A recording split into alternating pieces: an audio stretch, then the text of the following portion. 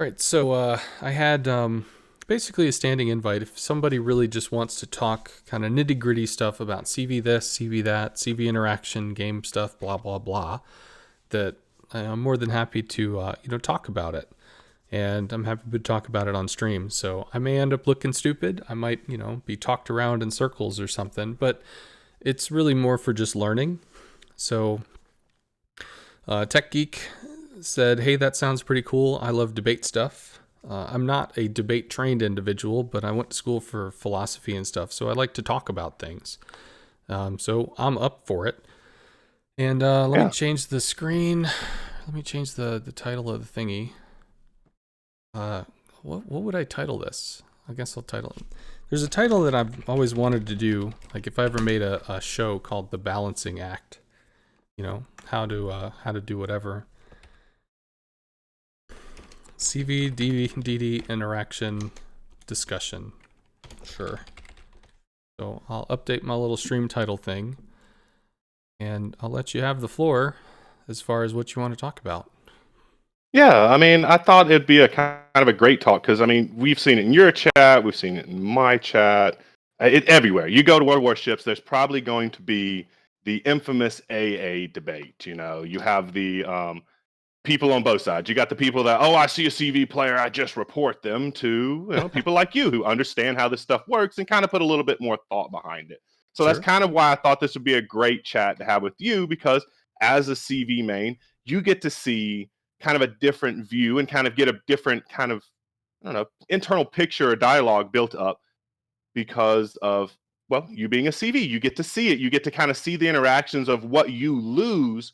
Whereas I'm from sitting from a DD guy, a lot of times, with the exception of say Halland or Grozavoy to a lesser degree, generally speaking, most DDs, if you get yourself cut out there alone and spotted by a CV, you can pay for it with your life if the CV player is good enough, of course. Okay. So I thought that being kind of chatting with you about this would be great because I mean we all like to think back and harken back to the RTS days. Everybody does, even myself sometimes want to harken back to there. And yes, there were a lot of things broken about carriers at that time. And if you could actually even also say AA was broken because at times you could just one ship. A Des Moines used to delete entire squadrons. I don't know if you remember the days when the Des Moines and the Montana and basically all of the American ships, for the most part, you avoided if you were in a CV. So I don't know. I just thought it'd be kind of good to kind of have a quick chat with you and see what your thoughts on it. I personally, just to kind of put it on the floor in front of everybody, I do think that there is some work still to be done. Do I think they need to remove CVs from the game outright? No. As you've pointed out, and I've pointed out too in my stream, that CVs point do serve a really good purpose. If your DDs die, how else are you going to spot the enemy DDs? Mm-hmm. If you don't have radar cruiser, how's you going to do it? There's a lot of things that they do. I mean, just spotting alone can be very effective for your team, especially a CV at the end of the game. Goes the same for a DD at the end of the game. Mm-hmm. So I don't know. That was my thoughts. I guess I can start it off real easy. As I think that my opinion right now, the Howland is a little bit too strong in AA. I think the Howland really needs to kind of be looked into, potentially brought back a little bit. As much as I enjoy chewing up planes, um, it's not really. I mean, why does the Howland have better AA than? Well, I like to use the Des Moines. The Des Moines is a great example, but any of the actual AA cruisers or a battleship that has 16 times as many AA guns somehow not do as much damage to per plane. Sure. Well, So, um, I'm gonna let you know now. I do talk a lot, so if you need to just like, dude, you can give me an oomph or something, and I'll try to knock me out of my thought. But I am gonna at least kind of set the ground with kind of looking historically as far as I came back to World of Warships. I played a little in beta, but I mean, like, I literally got to tier 3 and just stopped. It wasn't my shtick. I played mhm. the RTS briefly, literally like for 2 days, and it was cute. I'm not an RTS player, so I stopped a second time and then I didn't touch it. Then my friend showed me the rework, and I was like, this looks interesting. What the hell? So, okay. I came home, I started playing, and I kind of played every day for the next year and a half. So it just kind of grabbed me. And there were times when I would be in a surface ship and I would be in a different place because mentally I put myself where I am on the screen, which is in a ship. Whereas in the CV, I'm constantly looking down at the map, constantly looking as though it's almost like a tabletop game. And I'm trying to see what moves where, what does this, what does that. And it's just my head has a different perspective. And I really enjoyed that perspective. So, okay, looking at the World of Warship stuff, I came in, they'd done a little balancing, but they still had more to go, much more to go. And back before patch 8.5, the rework was patch 8.0. When you there's two types of AA damage. There's flak. If you hit the flak, boom. Any planes that were, physically near it on the screen, they get nailed. And then there's continuous damage, which is just this little tick, tick, tick, tick, tick of damage. What they used to have was the continuous damage would be sprinkled at random across various planes, which meant that if you had a big group in the midway of like 12 bombers, it's being sprinkled across 12 different planes, which is just a huge... They can sponge a huge amount of damage without losing any assets. And you had a lot of situations where people are getting hit by the carriers and thinking, I have AA. Why is nothing dying? Yeah. Yep. I was one of those people. Cool. And that perfectly makes sense happening. because game mechanic wise, you have a mechanic that's supposed to interact with the planes. You're using it, but it's not doing anything. It's not resulting in anything. What the hell? It feels awkward. You feel angry because as a player, you have a thing and the thing's not working. What the fuck? So 8.5 comes along. They change the way that the AA works, and they put it so that all of the continuous damage goes into the last plane on your list. Tick, tick, tick, tick, tick, dies. Tick, tick, tick, tick, tick, dies. Tick, tick, tick, tick, tick, dies. And just one by one, they get ticked off, moving toward that the planes on the front of the list, which are the ones you attack with. So effectively, they make the extra planes that you bring into armor. Okay, cool. But, so they guaranteed plane loss. So now somebody uses their AA, they see they get ribbons. All right, well, at least I'm doing something. But here was the shtick. Before, when they sprinkled that damage across 12 planes, the way that they actually got kills was by ramping the damage up so incredibly high that it was able to chew through that huge buffer and get to the plane kills. Well, they didn't change that number. They still had it to where it was just tick, tick, tick, tick, tick. Oh, well, it is recorded. It's in past broadcasts, so this is all going to be up on Twitch, and I can cut it out. So,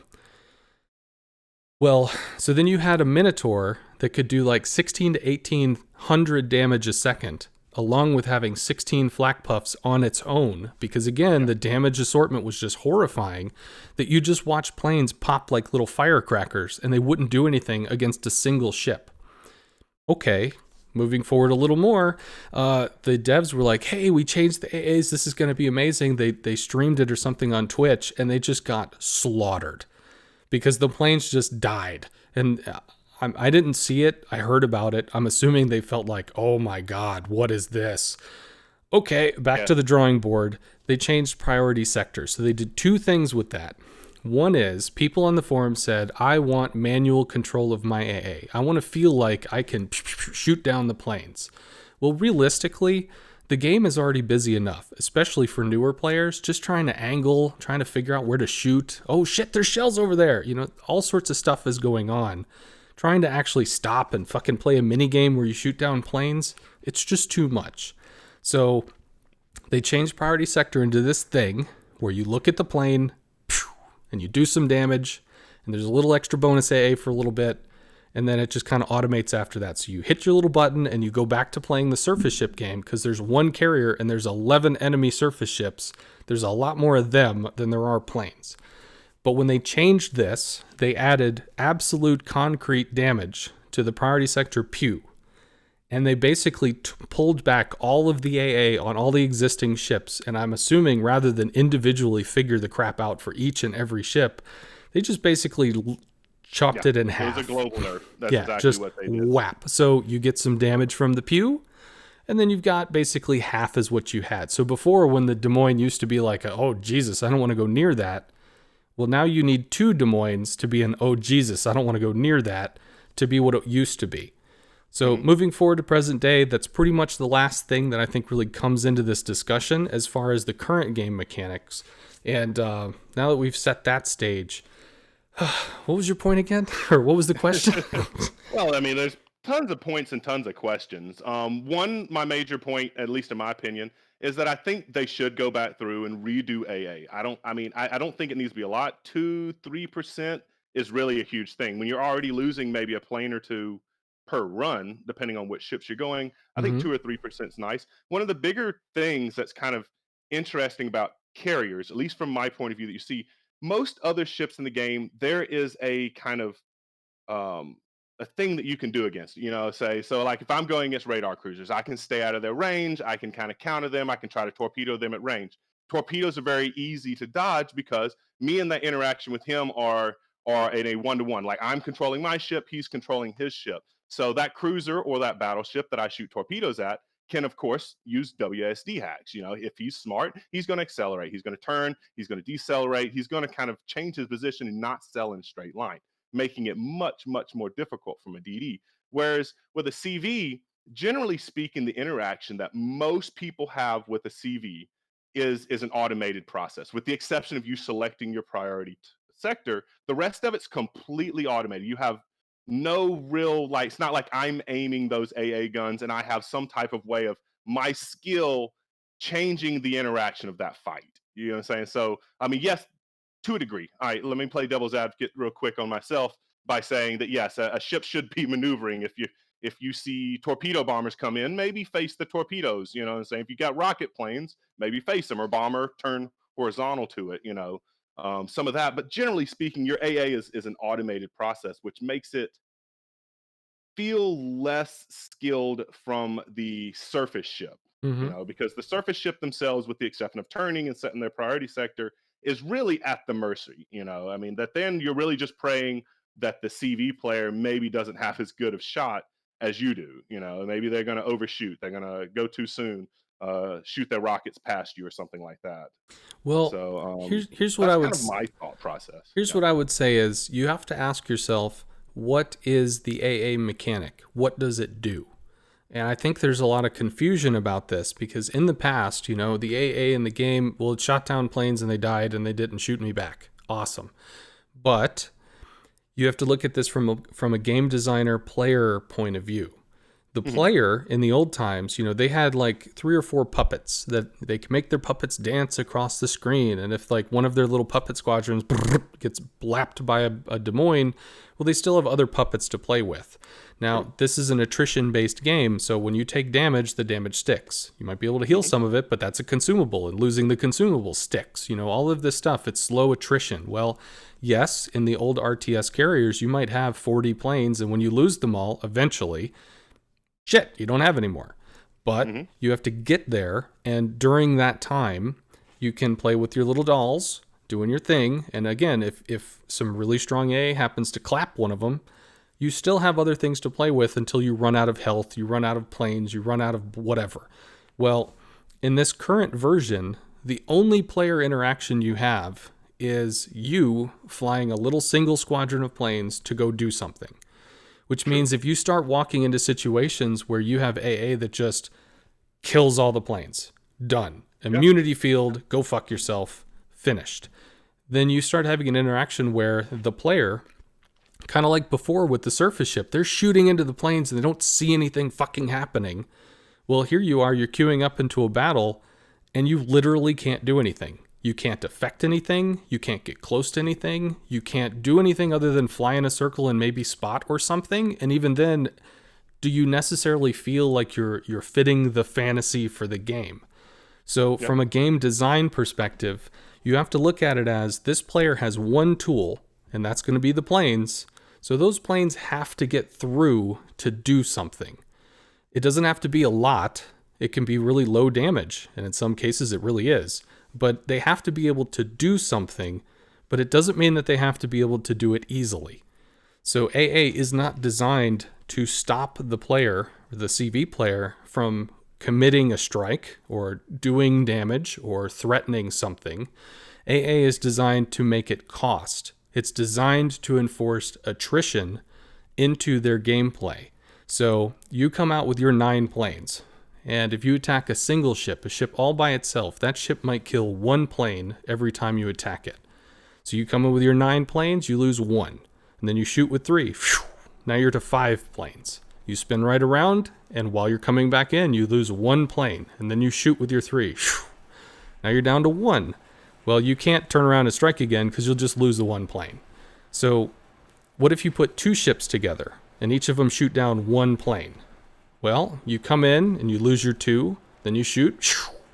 Now you're down to 4 planes. If you spin around, you lose 2 and you only get to shoot with 2 planes. It's the attrition is what it does. And when they made the change to the anti-aircraft, they made it so that everything in the game is approachable to a CV. Mostly because they probably over-nerfed it, to be honest. I think they did. They had, like 250, 350 ships to individually go through and change this knob and tweak that knob, which is frankly just a shitload of work. So one of the easier things to do is let's just take what was there, let's just chop it in half, and let's kind of knock flak down to like mostly everybody has kind of 6 or something, and maybe this dude has 8, and then just kind of recede it down from there. And we'll go with it. We'll see how it feels. And if we have to fuck with it, we'll fuck with it.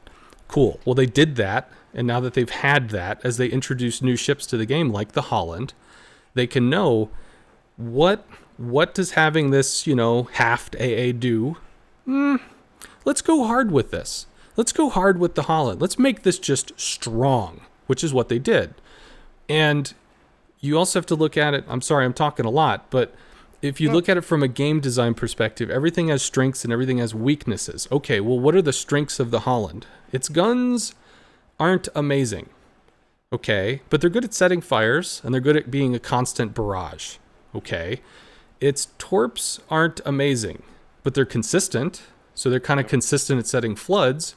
Both of these are going to deal with damage cons, so you're going to assist your team by burning damage cons for follow-up damage. Well, it doesn't have smoke. Okay, that's kind of a trade-off. Maybe you get a heal because you don't have the smoke. Cool. And then lastly, you have this amazing AA. Well, why can't the Des Moines have that AA? Because the Des Moines has more health. The Des Moines has more armor. The Des Moines has more dependable damage. The Des Moines has more healing. It has all of these things associated with it, whereas the Holland has its stealth. And yes, it has that AA, but when it uses it, it throws away its stealth. Whereas a Des Moines can be spotted whether you're shooting it or not shooting it. The Holland, you actually have to be really up close to do that. So you are losing your stealth component to gain the support of that strong AA. And being a trade-off, it is actually useful because I can, as a CV, come over and get a Holland to start shooting me because the Holland's, I'm going to kill planes. And then all of a sudden, that dude gets dumpstered by a whole bunch of people shooting the fucking Holland, which is great. But and a smart Holland's not going to pop AA on you until you're about 3 kilometers anyways from him. Correct. Because that keeps you from being able to attack. And of course, now you're inside of that mid-range AA, which is the way you want everybody to be at. That's where it gets strong. Mm-hmm. So, I mean, all that being said, I mean, we've acknowledged that the game is there, and I've kind of said what I think should be done. Like, I think that there should be certain classes that are more scary than others. I mean, how it was, if you think about pre 8.0, pre the CV nerf. I mean, not nerf, rework. It's not a nerf.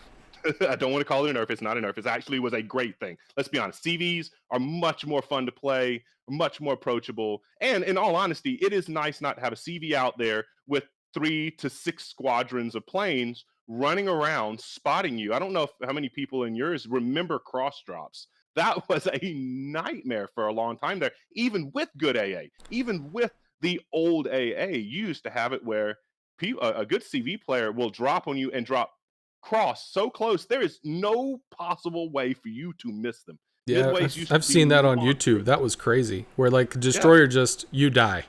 Well, I'm dead. Okay. Or I've seen where matter which class. Yeah, I saw where a midway iChase, I guess, who maybe was known for CV play, he submitted something to Jingles that I ran across where it was an RTS thing, and Jingles was like, "Oh, well, I ran a contest. Who can do the most damage?" And then I opened an email from iChase, and I'm just not even going to look at it anymore because I'm pretty sure it's him. And he just had a midway. He lifted off with his planes. He went to a battleship. He killed it. And then he went back and he landed, rearmed, went to the next battleship, and he killed it. Just 100-0, go fuck yourself. Go back to his thing, rearm, went to the next one, and killed it. And it might have taken him 2.5 to 3.5 minutes to do that, but that's obnoxiously awful. Yeah. And to sit there and go, well, the only way to stop this is to have the magic invulnerability cruiser that can just kill all the planes. No, I don't think that's a fix. No. Well, and I want to be clear to everybody, that's a terrible fix. If you make it where a cruiser kills all the planes, I mean, then what's the fun in playing CV, you know? And now you've gotten back to, we've balanced around a game around 4 classes, and one of the classes is useless? No, but no. That's yeah. There's a design concept which is somebody put it this way, like, so if you're designing an ability, you know, for something in League of Legends, and this ability, somebody goes, it just sucks. It just doesn't work. Well, what if this ability did 1,000,000 damage? Well, that'd just be broken. That'd be stupidly powerful. That would be amazing. Everybody would want that. Okay, well, what if the ability did 1 damage? Well, that would be terrible. Nobody would want to use that. So what you're telling me is somewhere between 1 and 1,000,000, you're going to find a number that works. So using that kind of concept, when you start looking at what the old RTS was, where you could bring basically 1,000,000 damage, just I'm going to kill you and you die. Yep. Then the only way you survive from the I'm going to kill you, you're dead, is to make an invulnerability shield so that when you take that 1,000,000 damage, ching, it doesn't connect, which is the old defensive fire concept, consumable bullshit, whatever. So rather than go, so moving from there, we've moved more toward let's find something in the middle. And rather than the 1,000,000 and rather than the 1, we currently have something where it's like 5,000 damage a hit or 15,000 damage a hit. And in most cases, that's going to result in you have to hit, and then you have to hit again, and then you have to hit again, and then you have to hit again. And that's 4 times or 3 times or 8 times that you have the opportunity to have altered your position, be how you're turning your bow, or maybe you've gotten closer to a teammate, or you've requested, please God, give me some smoke or something. You have more chances, more possibilities to have an interaction with the planes where maybe you're trying to set them in your odds, set them in your favor, as compared to the 1,000,000 damage get wrecked son kind of thing. And I am a little concerned personally. I'm sure it'll be kind of balanced or whatever, but I'm a little concerned about the FDR, which hasn't come out yet, because the whole concept of the FDR is we're not going to take it to a point where you're one-shotting people, but we're going to push. We're going to push until we're starting to get kind of close. And we're going to make some real trade-offs here. We're going to make the planes really slow, and we're going to make this, and we're going to do this, and we're going to make like a pretty quick too. It's like what, 1.5 minutes, I think, or 2 minutes between attacks. I think it was 30 seconds is what I heard, but I don't know if that's been changed. That's when it was announced. Who knows, however long ago. But like basically, if you attack once every, well, I'm thinking the way that it is, because I haven't played it, is that the planes are super slow. So you fly all the way to your target. That takes 1 minute to 1.5 minutes, and then you're there. And then you drop with your 2 little planes, and then there's like a 30 to 40 second wait before you can even drop again. So it's going to take you a minute to get there. Power though. Yeah. Like, have you seen the torpedo drop? Well, I haven't. Well, okay, I have seen it, but that's again, like when you start getting to, I want to do just a massive strike. Okay, but how many limitations do you have to put on it before you make that strike somehow fall into balance? You make the plane slow, you make this an option, you make that an option, you do this shit. That's when you start getting back to that 1,000,000 damage versus 1 damage. Do we have to do the invulnerability shield shit again? Like, I'm looking forward to the FDR. I think it'll be cool. Hopefully they can come up with some sort of counterplay to it other than I'm going to strike you, get wrecked. Maybe if they have a really long attack windup, for instance, like instead of having the 2 to 3 seconds of, okay, the rockets are getting ready, and there we go. Maybe if they make it like a 6 to 8 second windup, where, you have really healthy planes and they're just taking a lot of damage, so they're hard to dislodge, but it gives you 8 seconds to try to turn or move or mitigate or something. maybe that would be cool, but I haven't seen it. So I don't know what they're doing, but that I am actually concerned about it because I don't want to see a situation where you just one shot blap things. And I'm gonna be honest, like I play the Arc Royal, and when you bitch slap a DD for like 6K and he's only got 10K, I'm not gonna say Yeah. that's not a feels good moment, because it's definitely on the asshole side of holy fuck you. But that there are many times where the bombs don't hit, or there are times when the DDs smoke, or the times when the DDs use cruisers that maybe it works. Fuck. Although in that case, that's one of those edge cases where God, that's a lot of fucking damage. And yes, it's cool to frankly abuse the mechanic, but ugh, that's a lot of fucking damage. Sorry, I talked a lot. So what I've heard people kind of talk about, which I'm not completely sure I completely agree on it, and I don't exactly know how you do it from a gameplay mechanic. So you know about the mechanic about torpedo damage saturation. So you can't like so if you ripple fires the British torpedo single fire, if you do that all in one and hit all of your torpedoes in the same spot, only the first 3 or 4 are really going to do any damage, and after that your all your damage is zeroed out because the damage saturation has been reached at that particular module. So some people have talked about potentially making certain areas of the of ships AA saturated. So there's a certain point where you just saturate that specific point. Like say the good one everybody uses right now is Richtofen. You know, you guys getting the perfect drops in the Richtofen over and over again, kind of citadeling that center area where the citadel is. Eventually, you reach like a maximum damage that it'll take, and then it just stops taking damage outright. Um, I'm not quite sure I agree know how you would even go about balancing that out. I think it's a cool idea, and I'd like to at least know your see get your opinion on it. Um, so Sub Octavian was on TNG's podcast not too long ago, and the concept of CVs came up because spotting was a thing, right? Yeah, And he said, if you really step back and think about it, our spotting detection system that's, in World of Tanks and World of Warships is actually pretty complex. It it requires is. learning, what has this, what has that, how to use it, how to blah, blah, blah. And they're really concerned about trying to add more mechanics on top of mechanics on top of mechanics to somehow make shit work, because then it's just even more of a rabbit hole that people have to go down to really figure things out. So Yeah. they really want to try and keep it as basic as they can, or at least try to confine it to the mechanics that already exist. I don't know. Well, Referring to the World of Tanks effect. maybe I haven't played much World of Tanks. Like Oh, I mostly played a so light tank, hid in a bush, and then got shot. So that was pretty the much my World of mechanics Tanks in experience. World of Tanks is very complicated. Like, there's a thing called bush mechanic in World of Tanks, where if you don't know it, and so a bush in front of you, when you can see through it, you're spotted through it. But when it's opaque and you're sitting still, you are not spotted through it. There is nothing in the game to let you know that unless somebody tells it to you. And there's a lot of mechanics in World of Tanks that way, which is one of the things I've liked about ships. Is ships goes out of their way to try to at least explain it to you and piecemeal it into you in some fashion so you understand what the heck is going on. Yeah, I'll agree with Um, that. Like they try to make yeah, it feel intuitive, which is the best for the widest audience. But to continue just a little, when the mhm, sap no, go. shells came out for the Italian cruisers, from what I understand, they thought about damage gating them. So like if you're in a Venezia and you land 15 shells, just Yeah, you whap shouldn't be able to into delete into them. They think. into a gearing. If you have that damage buff or damage buffer mechanic, that gearing Mhm. might take like 8. And then he's like, oh, I'm saturated out. I'm not going to take more than 8. Thank you for all the additional shells, but I have a cooldown of the next 30 seconds that I'm not going to take additional damage. And that would be incredibly confusing to the player that just landed the 15 shells.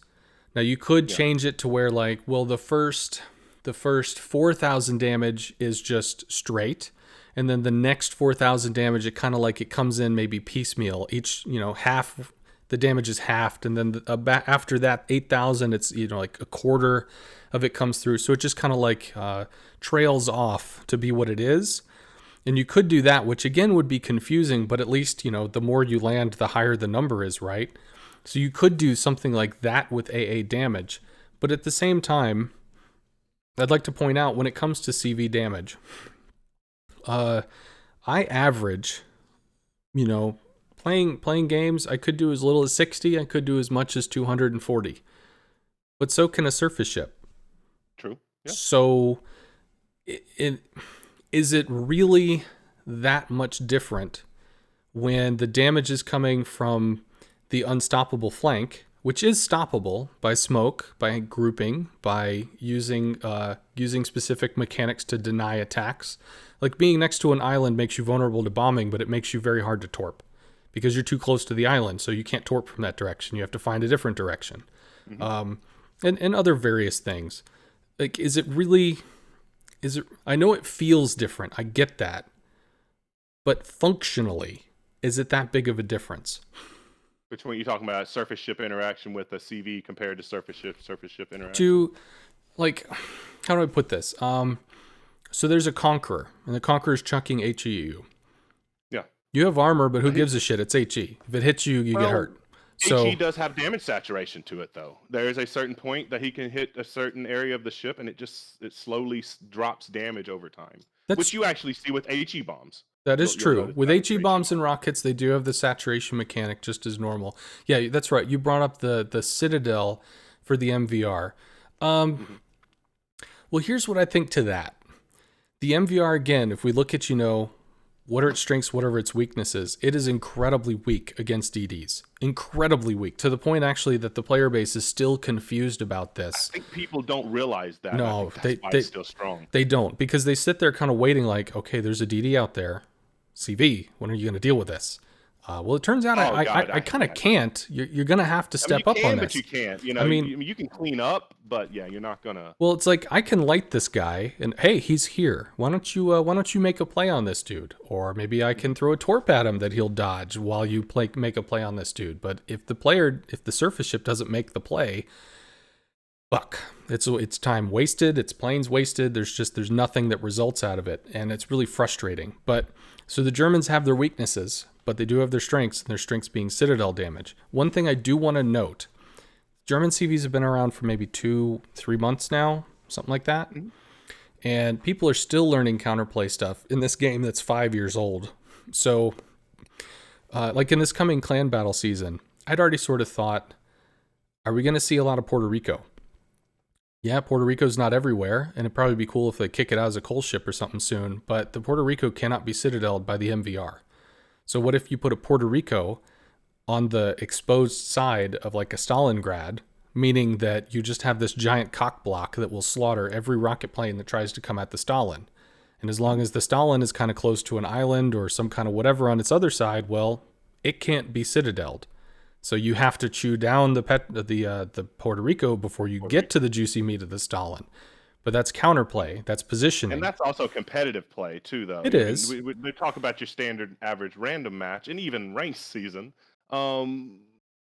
You're happy when you get those good teams. When you do get those good teammates that do this type of stuff and have some smart, you generally have some really fun games. Yeah. But that's a whole nother discussion that we could fall off into. It is. I realize in randoms you can't expect coordinated play, but the more that you personally learn, the more that you can try to bring your tricks to the bear. You can position yourself near them. You get what I'm saying? Yeah. Too, though, you can. You're like, okay, I can't trust that guy to be near me, but I can put myself near him within reason of him running out broadside in front of a bunch of battleships. Yeah, definitely. I will say that I like the German rocket planes. That the British, they have really maneuverable torps. The Americans, they have really maneuverable bombs. The Japanese have really maneuverable nothing. And then you've got the Germans with the really maneuverable rockets. And when I say this, I mean on a tier 4, the Rhine or whatever, I literally did a 180-degree turn and struck my own carrier on a stream. Just to show, like, this is what you can do. And the reason why I believe that's the case is if you don't have the maneuverability, then all the enemy player has to do is turn a little and rip, nothing. So, like, you have to have some way to counter their counterplay. But even still, it doesn't mean it's easy. But I could say if they pulled some of the maneuverability out of the planes, it would probably be less frustrating to have to exert so much maneuverability as the surface ship to stop the incoming damage. But all you really got to do is angle against the the AP rockets. You know, I mean, that's really the trick is just angle a little bit. You know, they are very powerful when used the way in a very specific way. Think of them like I call them like British light cruisers with wings because they shoot only AP, and when they get you in the broadside, they do a lot of damage. But I personally don't feel that. I think it's the bombs. I and I don't even think they're. See, I'm in a weird place. Like I don't like CVs because I'm a DD player. So Sure. my inherent nature is like you are. If I because DDs, I want to be able to get out there, out somewhere where nobody expects me, and just start dropping torpedoes on. CVs are fun police on me. You know, what I mean? Like hey, what are you doing over here, DD? Yeah, So well, I mean, if a good CV player, he's going to see where the torps are coming from and chase the torps back, or at least that general direction. You know. they might, but there could also be three other DDs in the same game, so it's a 25% chance they give a shit about Mhm. you. Yeah. Or they might just be doing something else altogether. And if you're playing Howland, they're generally going to avoid you unless there's nothing else really That juicy to look at. that is true. The Holland is pretty much a go, fuck that. Yeah. Can't deal with it. That being That said, was the Groza yeah, void. Oh, Roz has done do that you, to me too. but do you remember the original Groz when it first came out? Because that was the whole point was that it was built as an A boat. You know, that's why it gave up all this the extra gun turret. It's got more A mounts. It actually has defensive AA, which is the only ship or used to be the only destroyers outside of the Americans that had that. Now they've spread that stuff around even more. Yeah, I've only been playing for the last year and a half, so there's going to be a lot of information that I Oh, that's don't cool. have. You said But you didn't play RTS, so I would assume you're yeah, actually not. You um, would not have that because I being would play said, RTS. I have gone against Grozavoy's, and I think it was Haragumos that they recognized the value of them going off in a direction to try and farm was less than the value of them surprise motherfuckering me. Hmm. Because they found, well, I've got really good range on here. I have, invisibility on my side, and I've got two people that are not close enough to support each other, but I can be that support. And since you can see the planes from like 9 to 10 clicks away, it really gives you the opportunity to be that surprise motherfucker as you drive over there to just like, oh, Jesus, he's in my way again. And you have to Hmm. respect the play, but you also have to grit your teeth and, just like, fuck, which I realize is the exact same thing when the planes are over top of you and you're getting shelled from three directions. Fuck! But, yeah, it goes both ways. It does. It does. Like, what are your thoughts? Like, do you think what are your thoughts to be able to? What do you think wargaming could potentially do, and not a major overhaul because that's not going to happen. We know that minor tweaks is the best we're going to hope for.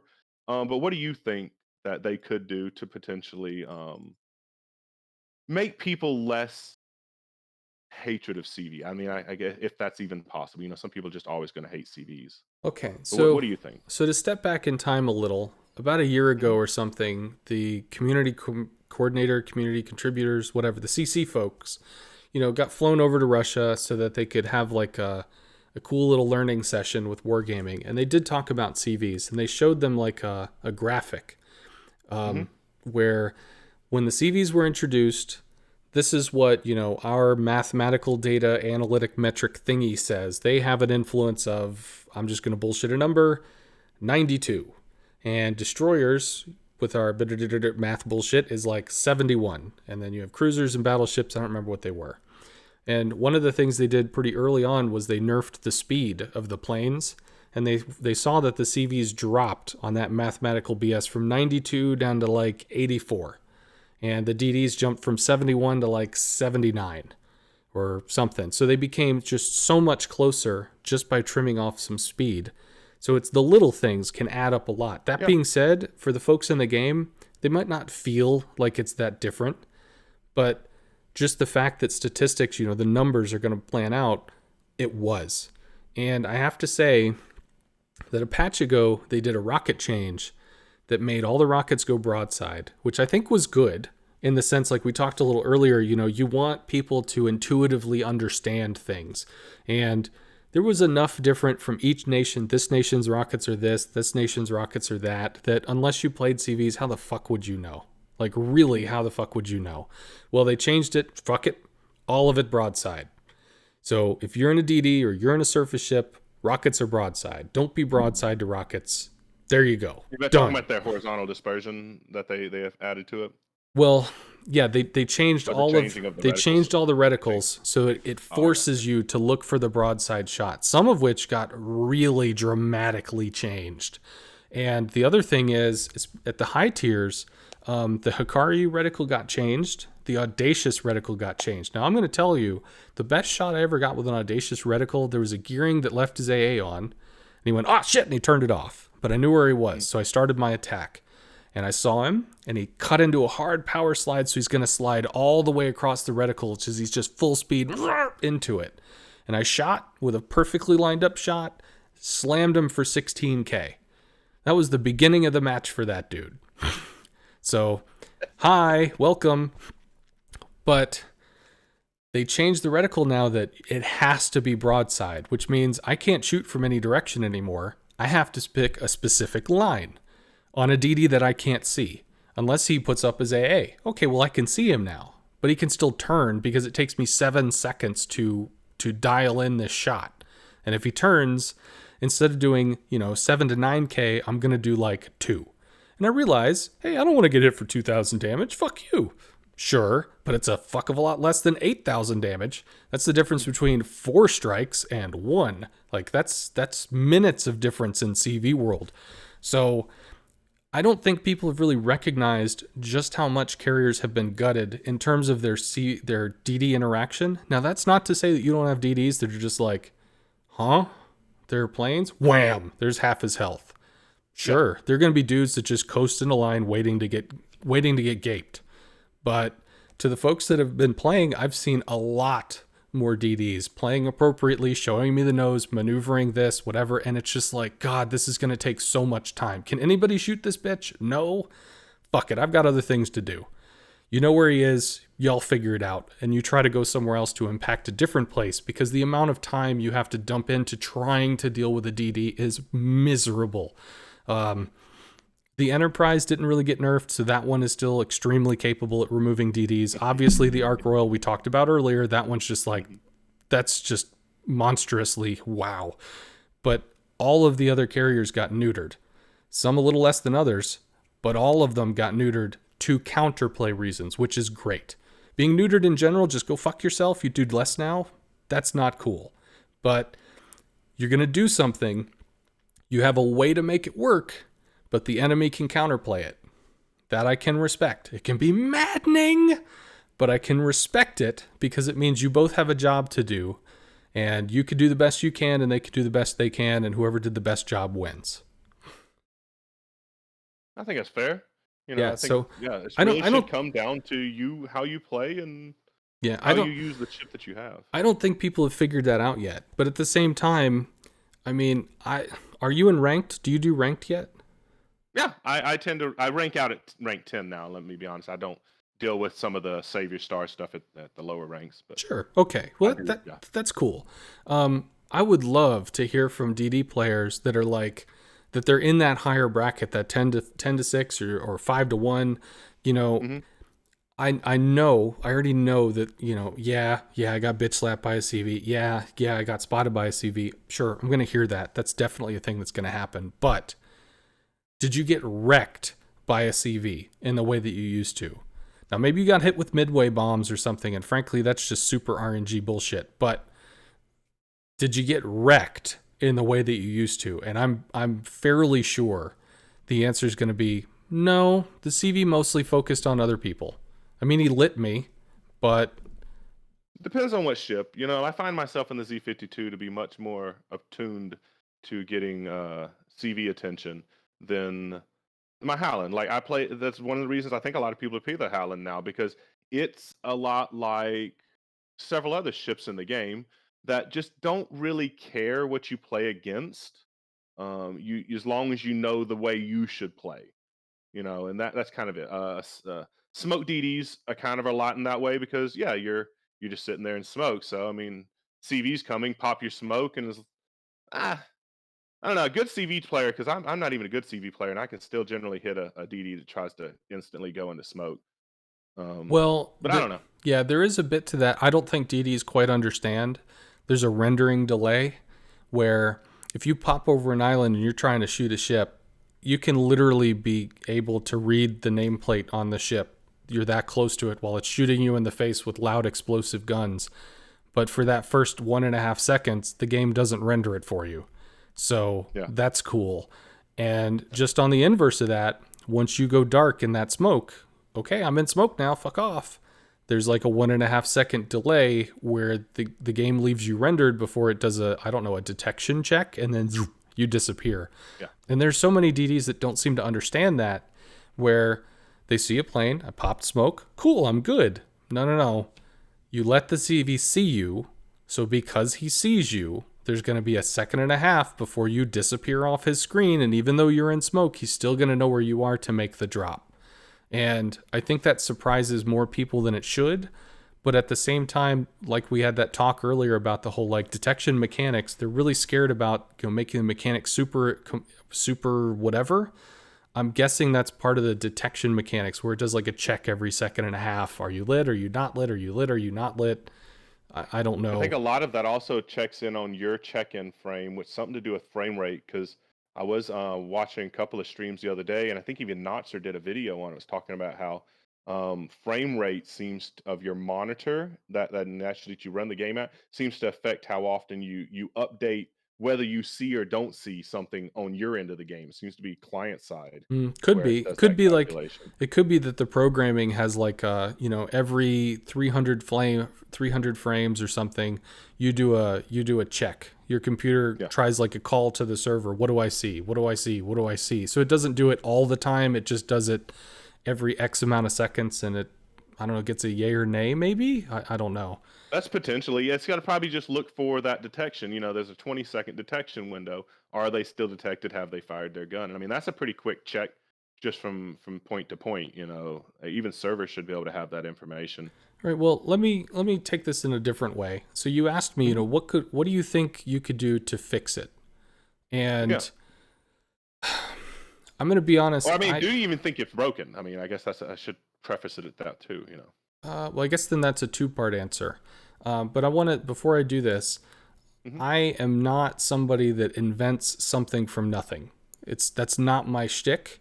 Like if you tell me to design a ladder to the moon, I'll just look at you, huh?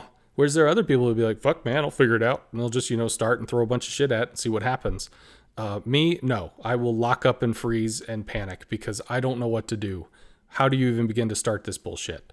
So when I'm put in a situation where it's like, how do you game design something into existence that never existed before? It's very hard for me. But iterating on current mechanics, tweaking this knob, altering that, if I have a basis to go on, I can make sense of that. So how would I fix it? Well, there was a change or something that was put out. I don't know if it's going to be a real change. I know it was a tester thing where the aerial detection was going to get knocked by about 50% on aerial detection for all ships. CVs, battleships, DDs, all of them, all ships. So if we think about what does that do? It means that a Des Moines, we'll take this as a test case. Des Moines has, basically 6 kilometer detection. We'll use easy numbers, blah. Des Moines, if we whack the aerial detection, Des Moines down to 3. But its AA shoots out to 6. Just again, easy numbers. So if you turn off the AA on a Des Moines, it's as hard to find now as a DD is now on live server. Because a lot of DDs have 3 kilometer detection. So if you trip across the Des Moines, a cruiser, 3 kilometers is still enough that you might be able to make an attack on it while you're still self-spotting it. It'll be tough, but you could possibly do it. If you run across something that's, like Stalin or Russian or whatever, it's got a 4 kilometer detection. Yeah, you could definitely turn 4 kilometers into an attack. So you could roll that in. But DDs, which have, like a 3 kilometer or 2.5, that'll get chunked down to 1.5 to 1.25, which means they will be aggressively hard to spot for CVs. And you're basically starting in their AA bubble. Yeah, if they leave their AA off, it won't light up and tell you where they are. So if you leave the AA off and then they trip across you, then you can turn on your AA. So they added a little condition where there's a 7-second wind up and a 7-second wind down. So you don't just enable stealth mode and disappear. So you don't just have a cloak. But like if you want to shoot at somebody, there is a little bit of a price to pay for that. That's usually vision, which is the same thing that surface ships get. They shoot, there's a 20-second shot timer. Well, if you're going to use your AA, there's a 7-second AA timer, whatever. So let's look at this. What does this do? What does it actually make of the game? Well, let's look at the game in terms of an early game, a mid game, and a late game. Early game, what do I do now on live server in a CV? I fly across the map, and I drop a little fighter that's going to watch a flank for about a minute. So it's going to spot a battleship, it's going to spot some cruisers, maybe even a DD as it comes up and shoots down the planes or something. And I fly across the middle of the map, I see some battleships, maybe a cruiser, and I go to the last part of the thing and I spot that whole thing too. So I've basically spotted 12 ships, or maybe 10 ships, within the first minute and a half of a map. And then the rest of the map happens as normal. We know that shit. Well, let's look at this with the detection change. Early game, I fly across, I drop a fighter. That fighter will not see anything unless it's literally on top of the ship, or at the very least within its AA range. Meaning if you are lit by a fighter, you can turn on your AA and shoot it down. So in the clan battles we just had with the Stalingrads and the Venezias and stuff where you could be lit by a fighter, that's gone. If the fighter can see you, it's close enough for you to shoot it down and then go dark again, if the fighter was the only thing lighting you. So that fighter shit, gone. That whole problem resolved. Unless, for some reason, you just don't want to use your AA or something. The other nice thing about it is in the early game, and this is nice for the game, I'm not talking about for the CV, it's obviously a nerf. You fly across the map, and you get to pick, what group of ships do I want to look at? Because you have to fly on top of the ships to spot them, and then they turn on their AA and rip up a bunch of your planes. Maybe it's only 3 or 4, so you might get to the next group to be able to spot them too, but you're only going to spot 1 or 2 out of 3 initial starting positions, and you're going to lose planes for it before you can even come out for the follow-up. So that's the early game. That's the difference. In clan battles, that means you pick, do you want to scout the left side or the right side, because you don't get to do both anymore. So that's a huge change. Option, and now... I think that would be nice, but I don't think DDs need it. And even as a DD main, I think generally speaking, DD's detection with your AA off is plenty fine. I mean, you're talking about like 2 kilometers and 2.5 at most on a lot of destroyers. Well, let me get to that. Like, I warned you, I talk a lot. No, keep going, man. I'm cool with that. All right, so the mid game. What happens in the mid game? Your surface ships get into positions, they start to shoot at each other, they're lit by DDs that are doing surface spotting, which this shit happens right now, even when you don't have carriers. So both sides are getting lit, both sides are shooting, both sides are this, both sides are that, you can hide behind an island, blah, blah, blah. So as a carrier, all the shit that's lit by surface detection, you can just strike, because you see it, because it's on your map. So...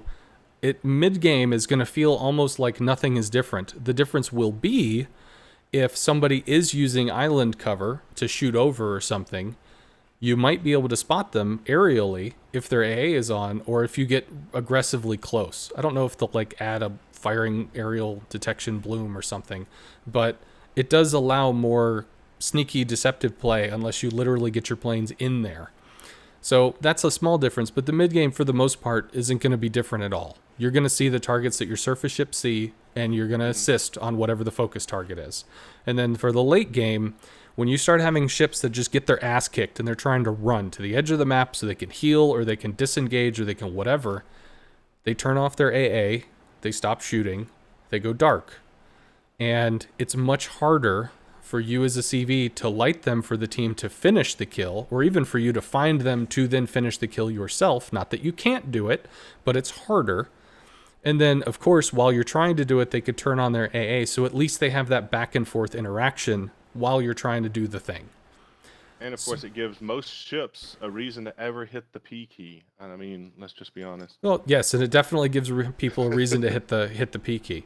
So I think that actually changes the game a lot. Well, do DDs need such an incredibly small aerial detection? If you're going to do this, if you're going to do that thing, I would actually say yes. What that means is if a CV wants to hurt a DD, you need to come out with bombers that can stick right on top of the DD. Okay, so bombs will become more effective against DDs than rockets will. So the rockets are more relegated to the cruiser designation, which is really what they were designed for. Yeah, because you won't be able to even see them in enough time to Yeah, pop on them. unless you burn a fighter consumable, literally that's on top of them, meaning you'll be able to see them to probably get one strike before they get away from the fighter and disappear again. So, in order to strike a DD with HE rounds, you'll burn a consumable if you really want to make it happen to be able to take a shot. I don't think that's going to be useful in the trade terms because we've had those rockets nerfed, but a consumable for a shot on a DD, and you have a limited number of consumables on the rocket planes. I mean, that's a pretty big difference. But Might give you a reason to run Superintendent more often well, Superintendent doesn't affect how many consumables you have on your planes. It only affects it Really? on the hull. Yeah. So you only get the 3 fighters on each of the planes. That's it. I thought it said Squadron, so it doesn't. Okay, that's good. No, it's the defensive fighter, the thing that orbits the hull. That's all it does. It gives you one more of those. Oh, they should. They should. I think that really should affect Eh, the kill it's and the. I don't see any reason why it shouldn't. well, they I mean, don't. That is your main.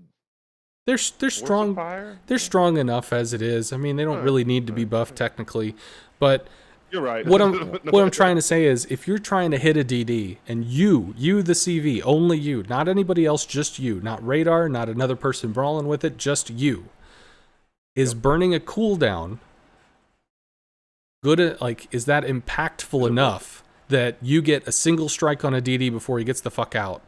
Sure, I could almost go with that. I would personally wish the rockets were a little more impactful so that if you were gonna make that trade, it might actually fucking matter. But outside of that, how is the CV going to deal with a DD? Surface detection, same as all the other ships. Does it get radar? Does it get hydro? Does it get spotted? Okay. I mean, if there's no CV in the game, DDs still die. They still deal with detection and radar and bullshit. So all you're doing is you're making it less likely that the CV is the reason why the DD gets camped. And the CV might update its position. Oh, fuck, he's over here somewhere. I can't, whatever. Y'all figure it out. And then they do figure it out, and you as the CV can, join in on the dog pile if he's lit. But somebody else has to light him, which I'm okay with. I think it could work. Plenty of stuff for that. You got radar, we got hydro, we got all kinds. It of works stuff in out there. games. Like, radar is a magic. Yeah, it works in games with no CV. So, like, obviously it's going to work in a game with a CV because, well, fuck, it works. There was something else you asked, and I don't remember what it was. I talk so much. No, whether you thought it actually even needed any type of nerf. Do you feel that CVs are kind of in a good place after they've gone through where they have? At this Thought particular, it'd be fair to leave that open. At this particular point, I don't. Okay, I think the aerial detection change should go through because I think that the competitive aspect, CVs freak out the competitive players so much because of what they can see, what they can spot, what they can do. And part of it, you bring a CV to give you more information because a battleship can dev strike theoretically in every single salvo. If you see the shot, if you see the broadside, you can literally just kill a ship. 30 seconds later, kill a ship. You cannot do that in a CV, but it gives you, it gives you pressure, it gives you vision, blah, blah, blah. I think the vision changes need to go through to allow the surface game to be the surface game while allowing a CV to take part in the surface game. So with that caveat, I think for competitive reasons, the aerial detection should go through. For DD interaction reasons as it stands after the rocket nerf, no, I don't think it's required. I think the game is still okay. I thought it was balanced before, but post-rocket nerf, I do see that it's given DDs more breathing room. It means that DDs or carriers need surface ship interaction to help kill destroyers. It needs it. Yes, CVs still kill destroyers. It happens. There are destroyers that just fucking go in a line waiting to get shot. Sure. But there have been so many times since the last patch where I've just been staring at the screen pleading with some DD that has more health than this enemy that's like 2 grid squares away. Please come over here and shoot this guy. And right now we're still suffering with people going, here's CV, just go kill him. Yeah, it's harder now. Can you Yeah, just come over that's here true. and shoot him? So, so to But I answer the do like question, how, I mean, Enterprise is yeah, great. enter is a for competitive stuff. I think the aerial changes should go through. I agree with them, and they can be Mhm. tweaked as necessary. For the current balance, I think it's balanced. I think it's okay. I think if a DD knows at least some basics on CV interaction, they can keep themselves alive, and it really comes down to surface fighting. So yeah, rar. Lots of talking, blah. Oh yeah, no, it's a good point. I didn't even heard about that one, so that was kind of cool because, I mean, I didn't really even think we needed to kind of go that far, but I can see how it kind of works for the changes. I mean, it definitely would make it like I didn't realize that you wouldn't have to really change your mid game at all. But Yeah, yeah, I guess because it doesn't really everybody would affect you just because light everybody's each already other. spotted. So yeah, they're there. What the But fuck? it does cut back on a little bit of the DD anti-play, and that is supposed to be kind of one of the things. And if you're trying to find a DD who's not really giving you any good clues of where he's at, and you're just kind of going on his maybe last general location, trying to do with what you got, it can be a bit of a hunt and needle in a haystack trying to it, find a DD right now with the current detection ranges, unless he leaves his AA on, which is always very helpful. it can be. Sometimes you have that DD that's on a secret mission that they're just gonna go out in the middle of fucking nowhere, and in that case, you can use the detection circle on your planes to find him. But Yes, when you have a yes. DD and there's other enemy ships around, you can't rely on that detection metric because it's like what did you just happen to get detected by in your planes? Was it that guy? Was it fuck? I don't know. So if they're in the busyness of what's going on, it's different. But when they're Yeah. not in the busyness of what's going on, when they're isolated, it's almost like RPF because you're like, I just got detected here. He's somewhere in this range, which is the same thing you do in a destroyer. Like if your detection on a destroyer is shittier than an enemy DD, like you're at 6.1, they're at 5.8. Oh, I just got detected. I know a rough idea of where he is. Do you do the zigzag when you start getting detected? So like you get detected with your planes and then turn around and go out of detection and then come back in from another angle and see when you get detected and try to triangulate from the multiple angles that you're getting of detection. Starts Uh, to kind of eliminate out point other well, areas. so planes don't turn on a dime. Like in That's true. RTS, they did. They could make right angles. They didn't care. But in this game, they don't. That's part of the balancing. Some planes are more maneuverable than others. The amount of time it would take to, oh, fuck, I got detected, turn all the way around, get undetected, and then come in from a different angle. Like, that's literally 40 seconds worth of time to try to triangulate. It's much easier instead of, oh, I got detected. Look at where, like, kind of the eclipse of where you got detected, and then just hunt along that line. Just hunt along that line. Yeah. Yeah, I don't know. I do it most. I mostly fly around in rocket planes, but like I said, I'm not the best. I get really frustrated with going slow. When you showed me how you can kind of just hit the W button just enough to keep yourself going to speed, Oh, I'm like, yeah. oh god, this is so much easier. Yeah. Yeah. Very, very Torpedo useful. bombers used to be terrible. Yeah, very, very useful for cruise control. Yeah, we had a guy that just joined. Well, when I was in TNG last season, there's a guy, Mhm. a Gathering Tempest, who he volunteered as tribute. Sure, I'll do CV stuff. I'm a DD main, but I'll try to help. Mhm. And there was some basic mechanic stuff like the cruise control and stuff that he didn't know. So I got to tell him some of that stuff, but I'm just like, God, this dude's raw mechanical skill. He's gonna be nailing me. um, so I believe if he hasn't already surpassed me, he will soon. Although he doesn't play CV as much because he's getting sick of being forced to play it.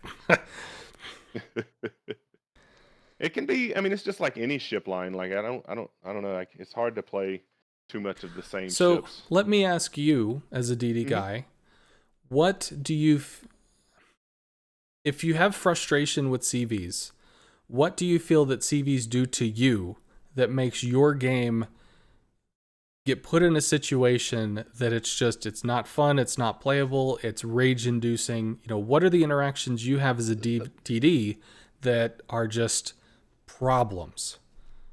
A lot of times, I mean, really, in all honesty, with DDs, and I mean, in all honesty, it's a lot on us. But as a DD, you need to kind of get out there. You need a spot. I mean, one of your main jobs is two things, really, as a DD. You need to spot and you need to cap, because most other ships in the game do not do that very well. CV, I mean, CV's planes do, but the CV, it's the carrier surface ship is not going to be out there doing these things, generally speaking. And that goes for battleships and cruisers. They just don't go into caps very well, and they don't do a very good job getting out there getting eyes. Mm-hmm. Without, well, cruisers will just get deleted. Well, CVs are can be completely just infuriating when it comes to that because I have to go to a cap. So as a CV, you probably know that if there's three caps out there, there's generally speaking, if there's three DDs, you're going to probably find one of the DDs at one of those caps. And Usually, when yeah. you're that DD that gets unlucky enough to get caught there and happen to be a player like me who doesn't really like to use smoke because I just think it's kind of boring to sit in smoke and shoot your guns. So I like to play out of smoke. No smoke. You don't really have anything else you can really do. I mean, the Halland, the Scon, all of the Pan European have great AA, but a good CV player will bait you. And if you fall for it and you just pop um, your priority sector on him, he's going to jump right back out of your AA range, let it go away, and then come back in. And then at that point, you're in trouble. If a good CV player is going to keep dropping you, and not including just he is now spotting you, and if he's got good teammates, they're going to be shooting at you. And there's a lot of times this hopeless feeling. Like a lot of destroyers, especially if you're in certain types of Japanese destroyers that basically have no AA to speak of whatsoever. You feel, yeah, there's no counterplay, there's no like anything you can potentially do whatsoever to stop what's about to happen, Sure. which is you're going to get obliterated. And that feeling, I think, is something it's tilt it'll tilt you.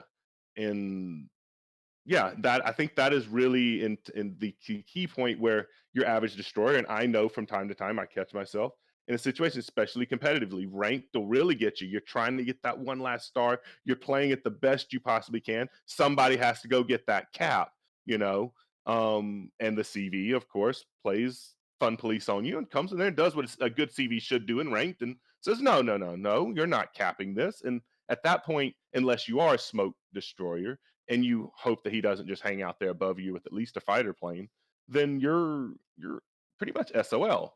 He's going to just rain on you, keep you spotted for the enemy team, and then you're done. You're not gonna be able to get that cap. Sure. Um, and a lot of times DDs don't sit close to their teammates because you need to be out there spotting. I mean, battleships aren't going to be able to shoot at things 25 kilometers away if somebody's not at least 20 kilometers away from them.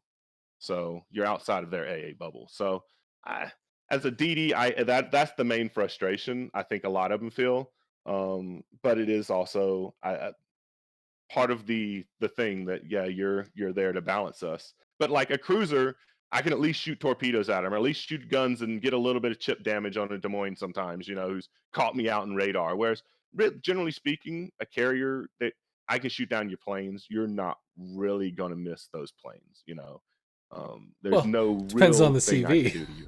Well, true, true, true. But generally speaking, if you're doing some plane conservation, you're playing somewhat smart, you're going to have conserved some of your planes. You're going to be there, and you're not going to feel bad. Like in my Fujin, I mean, in a lot of the Japanese destroyers, they generally speaking, carriers.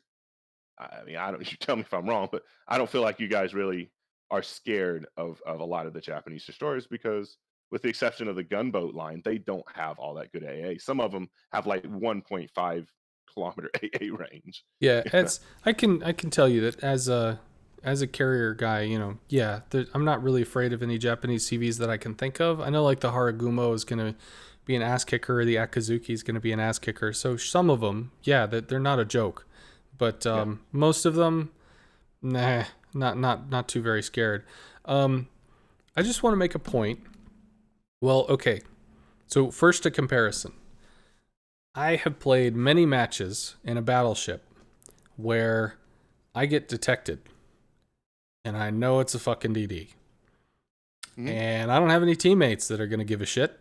So I turn around and I get to run for however the fuck long the game is because there's a DD and there's nothing I can do about it. I could charge him and make an easier torp target and die, or I could run Oh, away. absolutely. Yeah. And that's fun. So just the fact that he exists doesn't even have to tort me. It means that I have to sit, respect, and potentially just run the fuck away for however long the rest of the game is, because there's nothing that I can do outside of a coordinated push with teammates that are going to overwhelm him, drive him into a situation where we can spot him and kill him. So Yeah. I I mean, can, I the can, defensive there is generally speaking, your average battleship in most games is not going to have pushed up far enough up to even put himself in that situation. Whereas a destroyer every game has to go up there and put themselves a little bit out of their comfort zone to be able to get into that cap zone and to be able to kind of do that spotting that's really effective for the team. well, I guess, okay, so maybe I'll put this a But no, different you're way. right. Yeah, Yeah, like if, I agree with you. I've had plenty of games where I've hunted down battleships yeah, unfairly. I inevitably, when playing a battleship, at least on the days where I'm just like fucking super tilted, inevitably I go to a flank. Our DD goes in, dies, awesome. Their DD takes the cap, and now I know that it's a ticking time bomb before this DD comes out of the cap and just hunts me. And yep, I'm a detected now. That's cool because 12 to 15 click detection on a battleship, so I can't go Yeah, dark, you're can't done go detected. forward, Yeah, so I guess I just get to run the whole fucking forever until somebody can deal with this bitch that I can't. So fuck. I get that's true. I get the tilting on there. So I can at least say that as far as the game goes, counters are a bitch. And No, it's the same in really games all over. Like League of Legends, you have counters you have to deal with and blah, blah, blah. The other thing I want to point out is I watched a match by, oh my God, Destroyer Kuro, I think. He puts out informational videos about DD play, and he was in a ranked game where he watched he went over and he secured his safe cap, because it's like I don't know the name of the fucking thing, so I'm not even gonna try. But he went over, he secured his safe cap, and it was a game where there were CVs, and his team CV lit the DD that was over there trying to cap, and they got resets on him, and then the DD smoked or something, but he left the smoke and they returned and got another reset on him, and the smoke started to fade and more shells came in and they reset. And 4 to 5 minutes over and over and over again, reset, reset, reset, reset, before they finally got that damn cap, which is like a 200 point difference or something between them taking their cap and then delaying the other cap for 4 minutes. And he was like, this is really just obnoxious. This shouldn't be allowed. And I have to counter that by saying the enemy CV didn't do that to him, which didn't think means so. it's the player that makes the play. Now, I've heard Synpax back when he was on the podcast or something. He said something like in StarCraft, you have people like the players, they send out units to scout and all that shit. And like scouting is so important, meaning like destroyers scouting and surface detection and blah blah blah. To which I told him, I responded, the only time that scouting happens is if that StarCraft player makes that play. They click that unit, they send them to a location, and they notice when something happens. The player has to make the play. If the CV, instead of going after a battleship or fucking around over on the other side of the map, spends time camping one cap, one person, one something, and continues to make that play over and over again, while it can be frustrating, you also have to respect that, or at least I have to respect because I'm a CV guy, that CV player was able to make something that was really impactful and keep it going. And that does deserve to be acknowledged rather than just looked at as, oh, that just changed everything. That's fucking terrible. Because obviously it didn't happen to him.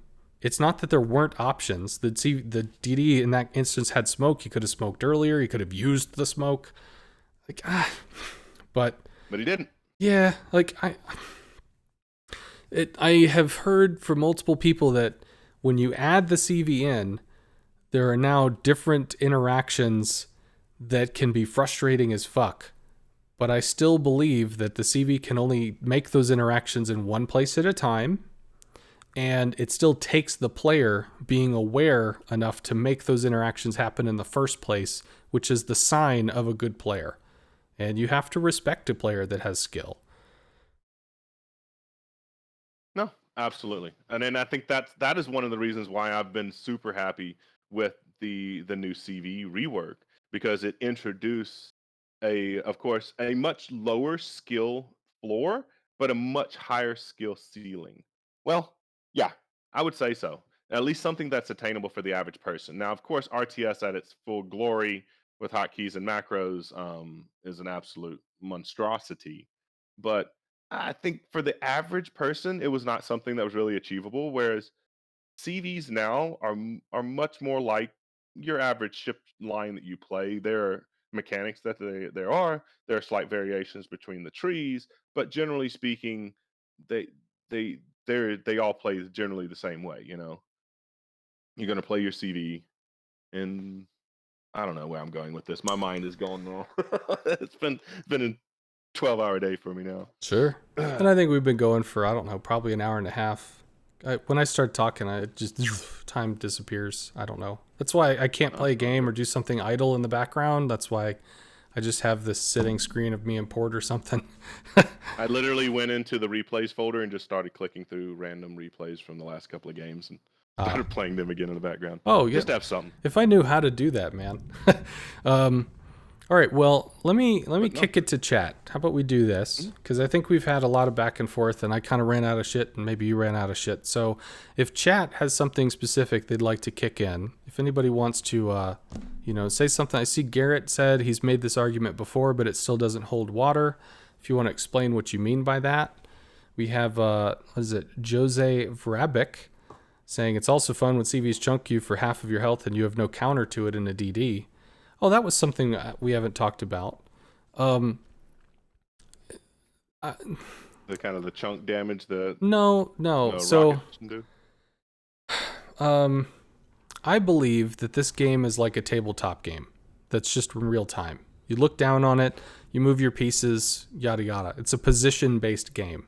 When you put I mean, yourself yeah, in it's a this simulator at the position, end of the day. yeah, You're role playing as a ship. you put yourself in this position, you're vulnerable to this, you're strong against that. You have a sight line, you can attack this, you can't attack that. You threaten area, you claim area. And when people say that, well, you took a shitload of damage and there's nothing you could do, but did you take that damage because of your position?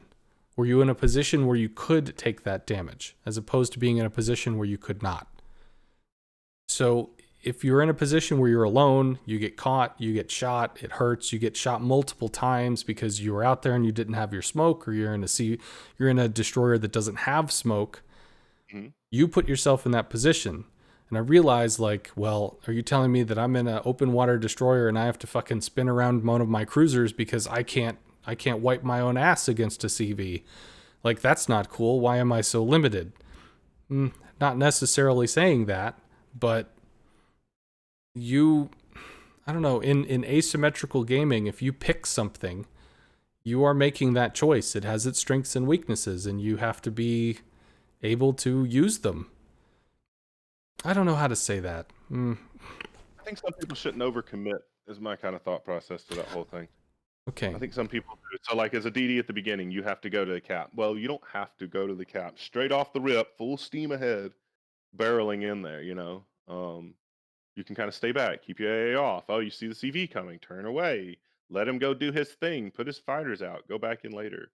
There is some thought process that people should be kind of committing to when they're doing this. I think at least that's what I kind of sound like what you're trying to say Hmm. is that it comes down to decisions you make as a player, do balanced out to what you are strong and what you're weak against. As a battleship, you've realized you found yourself into a situation that by doing of your own or by of doing of your team where you're against a destroyer, like you said, and be that's just it. That the destroyer is your balancing factor, and he is going to do what he's designed to do, and there's not much you can really do about it. Just like a destroyer getting caught out in the open somewhere by a carrier. Which I mean, I don't think all CVs can really take you down too. Like you said, Germans, yeah, generally speaking, you don't really got to worry about them. As you would say, may have American or Japanese have the nice HE bombs. I mean, HE rockets. Because those are going to do quite a bit of consistent damage. Or at least that's what I thought. Was I kind of on the nose what he was going out there? Yeah. I see folks in the chat say agreed, yes, also agree. So I think that clicked in. Like, All right, we have Garrett has responded. You say the CV player has to make the play. Fine, but your play is completely risk free. If you lose planes, oh well. If the DD has to make plays and they're high risk. If you want to balance it, then lose full health or whole health for every plane of yours that gets killed. Play with the risks that the other classes do. My only response to that is the game has the concept of attritional warfare built in when you lose the plane assets. The whole reason for the regen mechanic is like if you ever played against a Kaga has 100 planes, and they can just throw all of those 100 planes immediately. They can slam face first, slam, slam, slam into a battleship, torping them just relentlessly with really no recourse until all the planes are dead. Versus maybe the Saipan that starts with 9 planes and regenerates a plane every 2 minutes. You don't have the same ability to just slam your face into something, you're gated. And it's done deliberately that way. So, in the case of the DD, where they're not really causing any sort of attrition because they're not killing any planes, then yeah, you can come back over and you can hit them again and again and again because there's no attrition value. You're not losing anything for it. I wouldn't necessarily say that losing planes doesn't matter because I can assure you that it does long term. But in the case of a DD that has very poor AA and putting themselves in a situation where if the CV wants to strike him, the DD has made no AA pressure, then yeah, I just mentioned positioning. I have to fall back to that argument that you need to position yourself where you're causing attrition. You're causing the strike to cause detriment to the CV's assets, I guess, if that makes sense. yeah, All no. right, Jose Vrabic What says, oh, go ahead. No, I was just gonna ask. So while we're on that kind of line right there, we're talking about hard counters. Mm-hmm. As far as destroyers go, I mean, CVs are an obvious hard counter. Radar cruisers are right there. I mean, built into the name are hard counter. Battleships are more of a support, so you can't really call them a hard counter because without a radar cruiser or a CV or another destroyer, and of course, other destroyers are hard counters against DDs. So, and of course, battleships are hard counters against cruisers. Carriers are still a hard counter against a lot of cruisers. We could debate that. I mean, some CVs are more better at it than other lines. But generally speaking, you can kind of pick on some CVs, cruisers, if they get themselves, of course, caught out, not in a big group or overlapping AAs. You can do some work on them. But what is the hard counter to the CV? Um, and unless he's actually out in the open, has outed himself. Generally speaking, Well, I'm what sorry. I don't What was the question again? What's the hard kind of counter to a asking me CV? what the hard counter CV to a CV is, because generally speaking, unless at the beginning of the game, you're generally far enough back, or you've positioned yourself to an island or somewhere where you're not really worried about getting spotted up front, or if you do, you're far enough back, you're not really worried about unless like the furthest range battleships might be able to shoot at you. Sure. Um, uh, but and except for the times where you're kind of caught out in the open, I mean, uh, it's kind of like, so a destroyer will chase me down and find a me. What I'm saying, a radar cruiser is going to go out right and just bring me out, and these are within like the first 5 minutes of the game. Um, and that goes for a lot of battleships. Going to be spotted pretty quick because he's spotted from the moon. Everybody sees the battleship. Well, let me. Cruisers or something like that. But like the CV, where is that? Where's the counter to the CV? Yeah, Um, because CVs used to be that, but they can't even really CV snipe all that well anymore. sure. Oh, okay. Well, I want you to envision. I don't know. You ever seen? Oh my God, what is it called? Dragon Ball Z. Mhm. All right, cool. Yeah, So there's like Dragon Ball Z, where two really strong characters they do a little dance and then they zoop, form into one, and then yeah, they it's fusion. become, yeah. So they fuse into one. They get super effing strong. Whatever. Well, if you can imagine what happens if two Montanas sail right next to each other, and then they double each other's armor. So now they're covered in 64 mil plate, and they're like stronger than a Russian ship because their armor is fucking crazy, and they have twice the damage cons against fire, Okay, what the hell do you do against that? How do you pen that? How do you HE that? How do you burn that? Well, obviously that doesn't exist. That's not something in the game. But AA, the anti-air, is an umbrella, and the umbrella overlaps. So when you have one ship that kills two planes coming in, and then you get a second ship that kills two planes coming in, that's 4 planes. That's 4 points. So really quick, if you've got 20 planes, you go into you attack, you lose 4, you shoot with 3, those fuck off. You only have 2 left. Well, okay, I guess I have to fly all the way back across the map to do it again. You fly all the way back with your 9, you lose 4, you shoot with 3, you have 2 left. Fuck it, I guess I have to fly all the way back again. But how often And do you find yourself in that situation as opposed to going, okay, well, these guys are too close together. I'm gonna get screwed if I go through there, and just kind of go and look for someone else that potentially is have you seen either my further out or stream? something. I've watched quite a bit of it. There's I've got to. there are absolutely times where there are people that are just like, they're going to do their own thing. And Mhm. when I streamed earlier, I was in a Montana, and there's one time against a CV I chose to do my own thing because I knew I had a fighter. I knew I could absorb some damage, and I was probably a better target for the CV to strike than somebody else that was on my flank. So I deliberately isolated to draw aggro, and I took some damage for it, whatever. But that was a conscious decision. Whereas there was a game once where it was one of those double carrier games, so there's 2 on each side, and our team had killed their 2 carriers. So it's like, GG, we've got fucking carriers, we win, boys. We had 5 ships on our side, they had 5 ships on their side. Their 5 ships were close together. Our 2 carriers were useless. So it was 5 against 3, and 2 floating hulls that couldn't do shit. So they killed the 3 surface ships, and then they killed us, because there was nothing we could do, because they overlapped their AA. So it's kind of like the fusion shit. Yeah, I realize DDAA is pretty trash, I get that. But you have the power of, brotherly love that you can combine your forces to do stuff. Be at tier 10 or 8 and above. Imagine. I've been in a game when playing with people at tier 5 and below, like tier 5 battleships, which we all know have absolutely garbage AA, get absolutely just walked all over, even with all 5 of their overlapping AAs, because there's not really, especially at that against a tier 6, there's not a whole lot that a tier 5 battleship can really do to those carriers because of Now a whole lot of reasons why they did that. That is true. Probably more likely where we hear a lot of complaints, I think, coming. That I will completely agree with you on the lower tiers.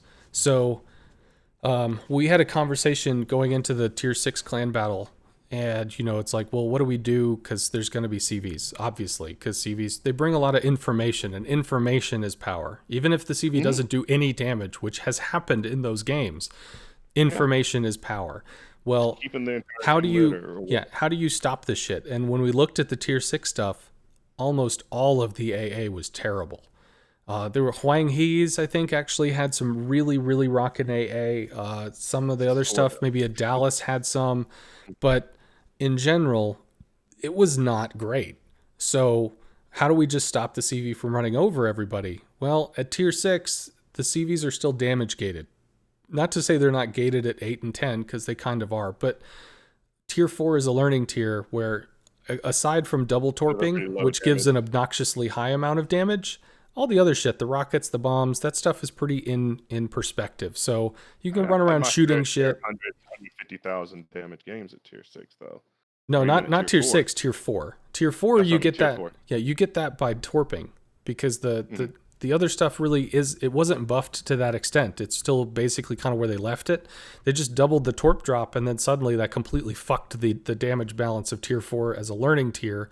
And since there's no AA, well, yeah, you can seal club a lot. It's pretty obnoxious. Didn't you say they had like single launch initially? Initially, they had single drop torp, so they had half as much torp damage as they do now, which they changed it to make it feel more, I don't know, as a line, and it just fucked the balance real bad. So yes, that made it more obnoxious than it used to be, and I wish they would reverse it. For tier 6s though, tier 6s, yeah, you can have big games in a tier 6. You can have a big game in pretty much anything, but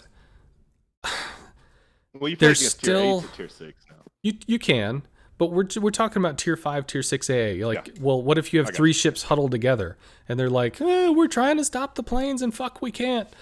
Yeah, it's true. Like, you lift off with 8 planes, they huddle together, they shoot down maybe one, maybe two, you shoot them. So the damage is still gated enough that you'll get your 2 shots, but the 2 shots it's not world ending. And I know it's not, but obviously any damage can change it in your team's favor and get somebody dumpstered, sure. But the damage is still set low enough at tier 6 that CVs don't often run away with the game just because they're CVs. They're still gated at 6. But If they they can get up still tiered, even dominate. Like more I said, in so. that 5 battleships by themselves, they're not gonna. They just don't have the AA even overlapping Well, to be able to yeah, really but do much. if they're by themselves, they made that choice. They gained crossfire. They gained the advantage in crossfire because they have multiple positions, but they gained the disadvantage in AA overlap. That's a positional choice. But in that game, I'm talking the specific one I was referring to. There were 3 of them were overlapping. The other 2 were out to enough to be overlapping, but you could potentially, they're not on top of each other. Hmm. But that's just that comes down to, if you look at AA as a whole, especially at tier 5 and especially on battleships, it's negligible. I You have some, but they don't really put out a lot of continuous damage. Yeah, it's Like because 3, tier 5, fives might 10. see tier 4 carriers, and tier 4, if you look at it from a game design perspective, not from a player enjoyment perspective, but a game design perspective, tier 4 is the first time a player can play a CV. So unfortunately, like, tier 1 is the first time you can play a surface ship. Tier 4 is the first time you can play a CV, which means the CV gets the tier 1 experience, which means your But they do AA that is for a lot. You can trash. battleship generally to like 3, I think. Most Yeah, tiers are but 3. but you know how to sail forward and reverse and turn left and turn right and shoot your guns. Like, you learn that at tier 1. It's just the Yep. guns got bigger, the boat got slower, you have more health. So it's different, but it's still the same. Like, if you learn how to drive a Jeep, you have a rough idea of how to drive a truck or With drive the a planes, car. is that kind of what you're driving at? Yeah, it's And I the can agree with planes are that. so different that the game devs decided to give training wheels and say, okay, we're gonna beat the shit out of the AA. It's gonna be little sprinkle bullshit, and we're gonna let the player be able to run around and figure out how to shoot things. We're just gonna make sure that the damage is so low that it doesn't, they contribute, but yeah.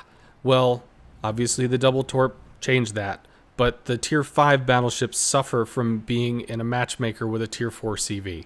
And would I like to see them buff that up to make tier 6 a little bit more robust? Yes. I think you can do that. You might just tweak up the regen rate on the planes a little, so there's a little more plane loss, but there's a little more plane regen. But I do think it should be a little more capable, especially when you start to overlap it. So that way it starts doubling up, tripling up, doing whatever the fuck it needs to do to feel like it's actually doing something. I agree there should be balancing changes there. So what if we took and applied your fix earlier you were talking about with the detectability of surface ships, and kind of take it, because a lot of times when we talk about a lot of these patches, we talk about tiers 8 through 10. I mean, just in one way or another, that's where we think about it. But you got to think about it. The average player, majority of the games they're going to play, is going to be between tier 4 and 8. That's where the majority of the player base plays at, just because of the whole grinding up tiers thing. Unless you just play tier 10s and only play tier 10s, or you've played enough games in here where you've unlocked most of the tier 10s, you're going to be grinding up different lines as you try to check out different ships, which generally puts you into that tier 4, 8 for at least your first several thousand games. Which now you're playing a lot in ships that run into these issues that we have because of the lower tier mechanics, many of them you just listed. Um, how, does that help at all, or are we just looking at that as potentially a fix for higher tiers? Because of Well, the here's a suggestion. What if they came out with a tier 2 CV so that they help. could literally have half the damage of a tier 4 so that they could start to increase the AA coverability into the tier 4, tier 5 and tier 6 lines. Because They if could do that. We've had yeah, a couple of ships that are kind of mock CVs, not really a CV, you know what I'm saying? But I think they're if they were able to go aggressively basic with it, then they could take some of the training wheels off on the tier 6 and even kind of backdate that down to the tier 4 some and make it feel more in line. It's just right now they don't have a special training mode, and there are some players that will never play co-op ever. They just I don't play this game to fight against AI. I'm not doing it. And as a game developer, it it sucks to have to cater to all sections of the audience, but you don't have a way to bar somebody from doing that unless like you literally make a when you unlock CVs, there's a little message that pops up. Hi, we see you've unlocked this. This is a drastically new game experience, and you need to play in this co op mode for 20 battles before we can unlock randoms for and this. why not? They've literally do that for other ship lines. You've got to play in co-op, or you've got to do different things before you unlock different other playing modes. Not in World of Uh, Warships. the initial levels that you work through. Well, yes, but in that initial thing, that's people just first experiencing the game. Once they've done, 20 or 50 battles or something, then they unlock Why random not battles, add sure. you've unlocked a CV, add one on top of it, and put something in it. Put in like, hey, this is something they should put some acknowledgement. Like, hey, let's put some mechanic in there. Maybe even a tutorial that could be potentially put in there. Like, hey, play through this. Go through here, and it intentionally makes you do certain things like rocket drops on the destroyer. You could almost run it in a training room type of situation. You know Yeah, what I'm saying? if they Have made a if they set made up. basically a tier 4 operation that was like for one person or two people, that was the, a little training scenario, I think people would enjoy that. I do. The That's question why I wish is, they did some how do you custom map. force them to do it? Because players hate being forced to do things. That being said, Well, I mean, one thing I have to acknowledge that I do not have any information on is like wargaming with their queue system. Why do we have triple CVs on each side kind of games? Why? I'm willing to bet it's because wargaming has been studying how, like, if somebody's in matchmaker for 30 seconds, they'll play another game. If somebody's in matchmaker for 2 minutes, they'll play that game and then stop. So they've decided more games means more involvement, means more players, being engaged, means more money.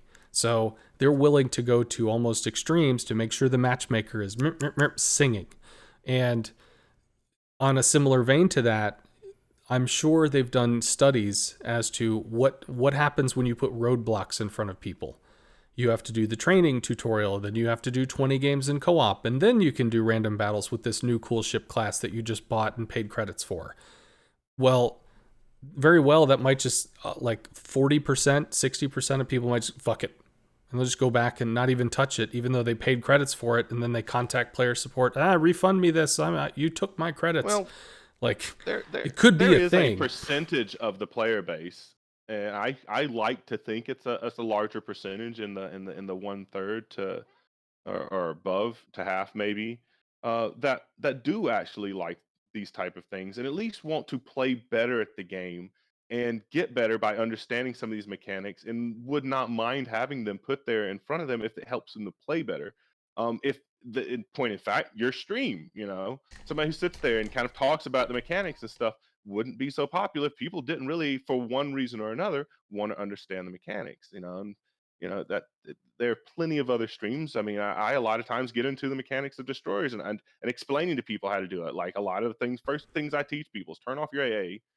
That's going to help you out a lot. And Mm-hmm. two, if you are going to attack the CV, wait until they're within 3 kilometers because generally speaking, it is very hard for a CV player with 3 kilometers of noticing there's a DD there and trying to pull off the attack and hoping that they even got the timing because of the whole 2 to 3 seconds that you've got to kind of wind up the attack and then the attack. And some of them even have a delay after you start your attack. So um it's very tricky. So these little things like that, people want to learn these type of things, I think. Is there a large percentage of the player base? I don't think so. I don't think it's more than 50%, just because there are plenty of people out there that have no problem herpaderping around in their tier 10 battleship, not Sure. really kind of really understanding what the heck is even really going on. And if they're having fun and that's the way they want to play, by all means, please go out there, herp around. I mean, heck, I from time to time to do it. You know, everybody charges down in the middle of Two Brothers from time to time. Sometimes we do it in a CV. It's pretty funny actually. Well, okay, let's ask about something that's kind of kicking back and forth in chat right now. So, Okay, what's up? um, the concept that a CV losing planes doesn't matter. Um, if the CV, sends planes after a DD, the DD has, say, 20,000 health. And hell, even maybe it's not a Holland. Maybe it's something, like a Grozovoy or something. It's got AA. Maybe it's not the best AA, but it's AA. So you go out there, you shoot the Grozovoy, you chisel 2,000 health away, you lose 2 planes for the trouble. You shoot him again, bam, you lose 2 planes for the trouble. He's lost health. That health is gone. What did you Hmm. lose? You lost planes. Who gives a shit about planes? You have more planes. I think it depends on the CV because some CVs have an obnoxious amount of extra reserves that they can come up to, and other ones have like 10. You Mm-hmm. know, so it does depend on the CV. Some CVs can't afford it more, and that's my personal opinion on it. But I think there are a lot of CVs out there that people play a lot that really don't care. Enterprise halfway, as long as you're not completely just crazy and running there and just let every squadron just get completely obliterated, you're generally okay. Kaga has just an obnoxious amount of planes in it. There's another one I was playing. I can't remember which one it was. I looked in there. It's like 30, 40 planes of each squadron can be set in the rack. I was like, holy moly! And you never run out. But there are other planes. I think Lowenhart, as if my memory serves me correct, has a very low amount of planes, and you feel it very, very quickly if you just go out there and lose 2, 3 planes. Yeah, it's You're very gonna be it's very sad something about. it's something like you have 9 of each plane and it's about 70 seconds per plane to regen, something like that. So Yeah, if you go out there with 9 and you lose 3, well then that's 3.5 minutes before you get those 3 back. Now you if might you're be not busy careful, doing other shit, you but yeah, it can be a thing. Well, what about this? So if you look at if I describe to you that planes are like armor. So if I'm going to attack somebody, if I'm going to attack a ship, and that ship has friends, they're gonna kill 3, maybe 4 planes. Then I need to have 3 to 4 planes just to pay the plane tax to be able to attack with my other 3 little planes and potentially lose another 2 or something because you can't just choose how many planes you want to take. It goes in sets of 2 or sets of 3, blah blah blah. You So, mean like armor on the ship? well, no, armor is in like it's the stuff that when you get shot, the armor goes away before you start. Well, in other games, if you have armor and then you have health, the armor usually gets knocked away The first, armor and then kind of. you get your health get knocked away because But it's armor; it protects you. Maybe that's I don't know. If I had a I picture, I think a could lot of draw it people better. think of planes as an extension of shells. Like if you kind of think of it as a one to one, you know, in most ships, you're sitting there, you're driving around, you shoot your shells fly. In a CV, when you shoot your shells, you actually take off with them, and you get to fly your shells. So, and shells aren't technically infinite, but if you can ever tell me a single game you've shot every shell in your ship, I will call you a Well, liar. yeah. I guess if you're looking at it from shells, like if you shot 9 shells at a time, that if we pretended that Broforce bullshit was a thing, if there are 2 ships sailing together, then you know that 4 of your shells are gonna go swing wide. They don't even matter. They're swinging off into the nether. They're gone because you're shooting at 2 ships close together. They're just fucking gone. There's nothing you can do about that. Well, what happens if you only have one gun to shoot at them? Well, those 3 shells, magnetism, they're fucking gone. They don't even get to scratch anything. They're dead. So you shoot more than those 4 shells so that you actually have some shells that get through. That's kind of the concept that I'm going for here. So Okay. looking at planes, those additional planes, they're armor, which means that you come out, if you've got 50, or you start the game with 14, you fly around with 9, you do the thing with 9, you lose 4 of them or whatever. Some come back, maybe you have that 9 again, so you can go out, you can do the thing again, but then you don't have that tool in the toolbox until somebody fixes the tool because you need X amount of planes before you can do the thing. Otherwise, all your planes just die. You don't even get to shoot. And the second thing I'd like to say is, so okay, the DD's losing health, and that health is permanent. But what is the CV losing? Well, they're not just losing planes, they're losing time. That time is something that they could be looking at a different flank. They could be finding a different DD. They could be getting a different reset. They could be giving a fighter to a different person to make him a harder target against bombs. They could be whatever, influencing a different section of the map, which is why it said earlier about the player makes the plays, because the player is the one that chooses where am I going to take my time, because that is your ultimate resource that you can't do anything about. Um, The you CV has the luxury to be able to reflank pretty quickly, though, too. I mean, generally speaking, that decision that you're talking about there, though, every ship makes. We make a decision to go in this particular area and do this particular task, and sometimes that task is very beneficial to us, and sometimes Yeah, that but task literally gets us blapped out of the existence and back into the port in the first minute of the well, game. that's not what I mean though. Like, okay, so you typically have two flanks. You have a DD on the left flank. You have a DD on the right flank. The one of the positives, one of the capabilities of what a CV can do is it can fly to the left flank within about a minute, do a Mhm. thing, and then it can fly to the right flank within a minute and do a thing. Whereas a DD can't. They can't just zoom all the way to the other side of the map within a minute. That's a long rotation that they'd have to commit to. So they don't get the ability to just like hop skipping around the board. Some of them are pretty fast, but even the fast ones don't get to do that. Whereas a CV, that's a thing that you can do. So what I'm saying is, if you fly all the way to deal with a Grozovoy to chip 2,000 health, you could have affected something on the right side of the map instead of the left. You could have scouted the middle of the map where there's a DD slinking up in the middle to get a broadside on somebody that doesn't realize it because nobody's watching the middle. Like there's an opportunity cost. But that goes back to our like you said, our choices as the player. We make that choice to go to there. I mean, that was yours. That was the price you pay for going there, right? Is the planes. But Well, the I planes mean, and the I guess the time. point but your time, everybody gets the time. I mean, I don't really feel you still got plenty of time. I mean, worst case scenario, you do. You hit the F button, you're back at your CV, and hopefully you're center lined or close to wherever you're actually trying to fight or the flank that you're trying to work on. And you can either relaunch and reposition in that same flank, or yeah, you can choose to go the other. But unless you went in there and just did do something crazy and not just lost two planes, but you decided to blow through that whole squadron, uh, you've already generated those two planes and the time it took you to fly out there and lose those two planes. Does that make sense? And then you just have to worry about your return time of the last set of squadrons. If you do a full return, say you lost the two planes and then flew back and decided to move to another flank. Hmm. Whereas that destroyer potentially has now lost 1,000 to, I mean, on a good drop, 8,000 or more of his life. That in some ships he can't get back at all, and now he can't play his role as a destroyer. Or let's just not destroyers, cruisers can also be potentially done with this. And a Richthofen, we've seen broadsides that Richthofen has done, or other ships.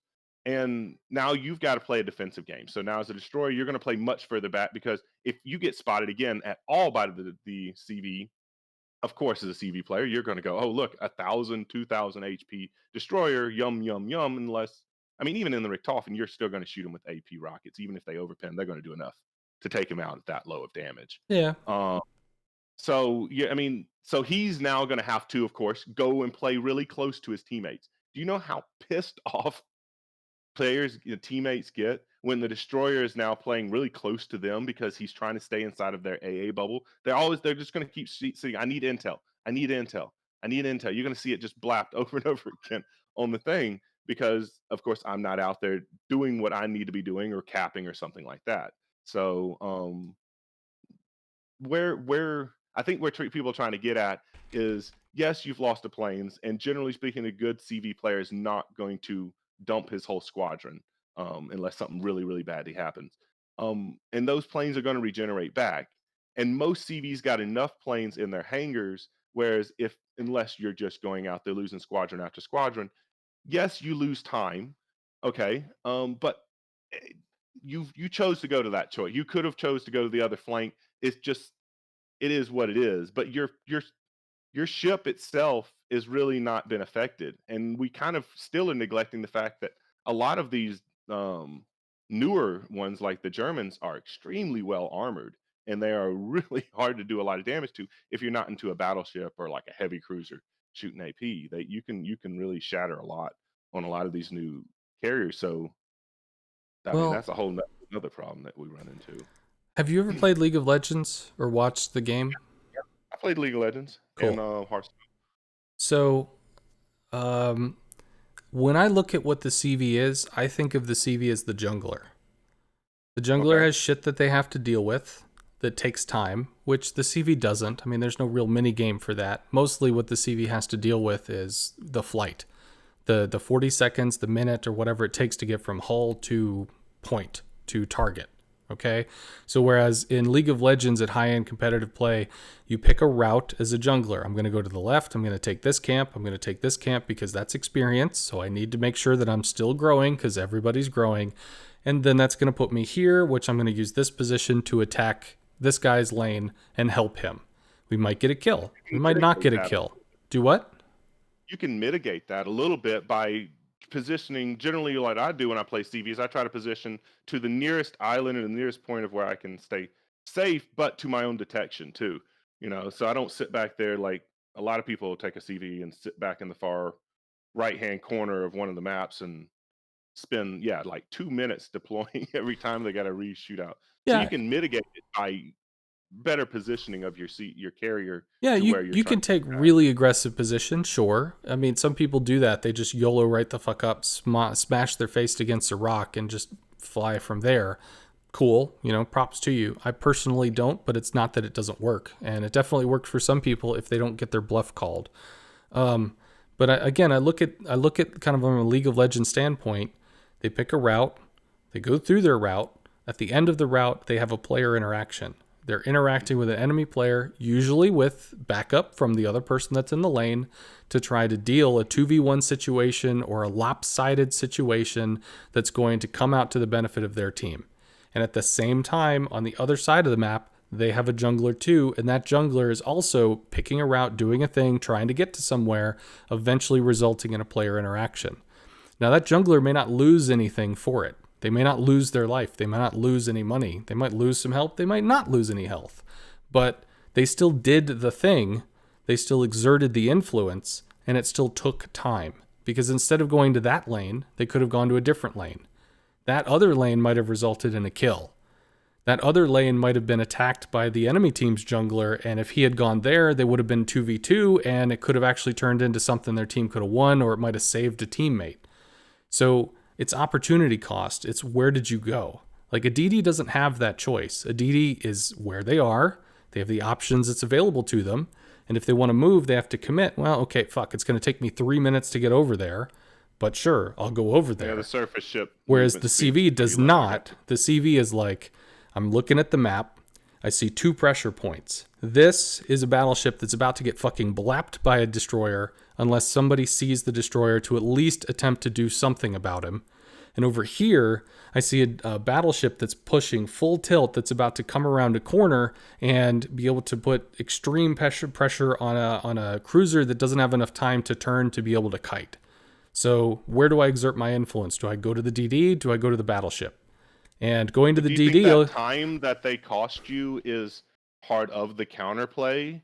That time that they're able to maybe waste of yours in a certain area, and then that you realize is maybe not a good one, like running up on a Howland. Okay, I definitely don't really want to fight on this side. We're going to well, look on sure. the other side for something a If little I more. ran up on a Holland and I spent 20 seconds, I spent 40 seconds, getting to a position so that I could exert influence. Surprise, motherfucker. Fuck, fuck, fuck. I just have to recall. I just wasted 40 seconds of time and planes to no useful anything.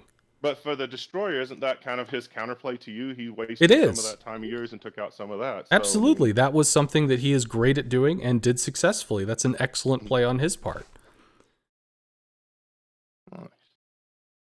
Let's I see what. just, I just, when it comes down to, well, I'm in a DD, I got shot, I lost 2,000 health, you lost 2 planes. You're going to regen the planes. Fuck you. I got hurt, you didn't.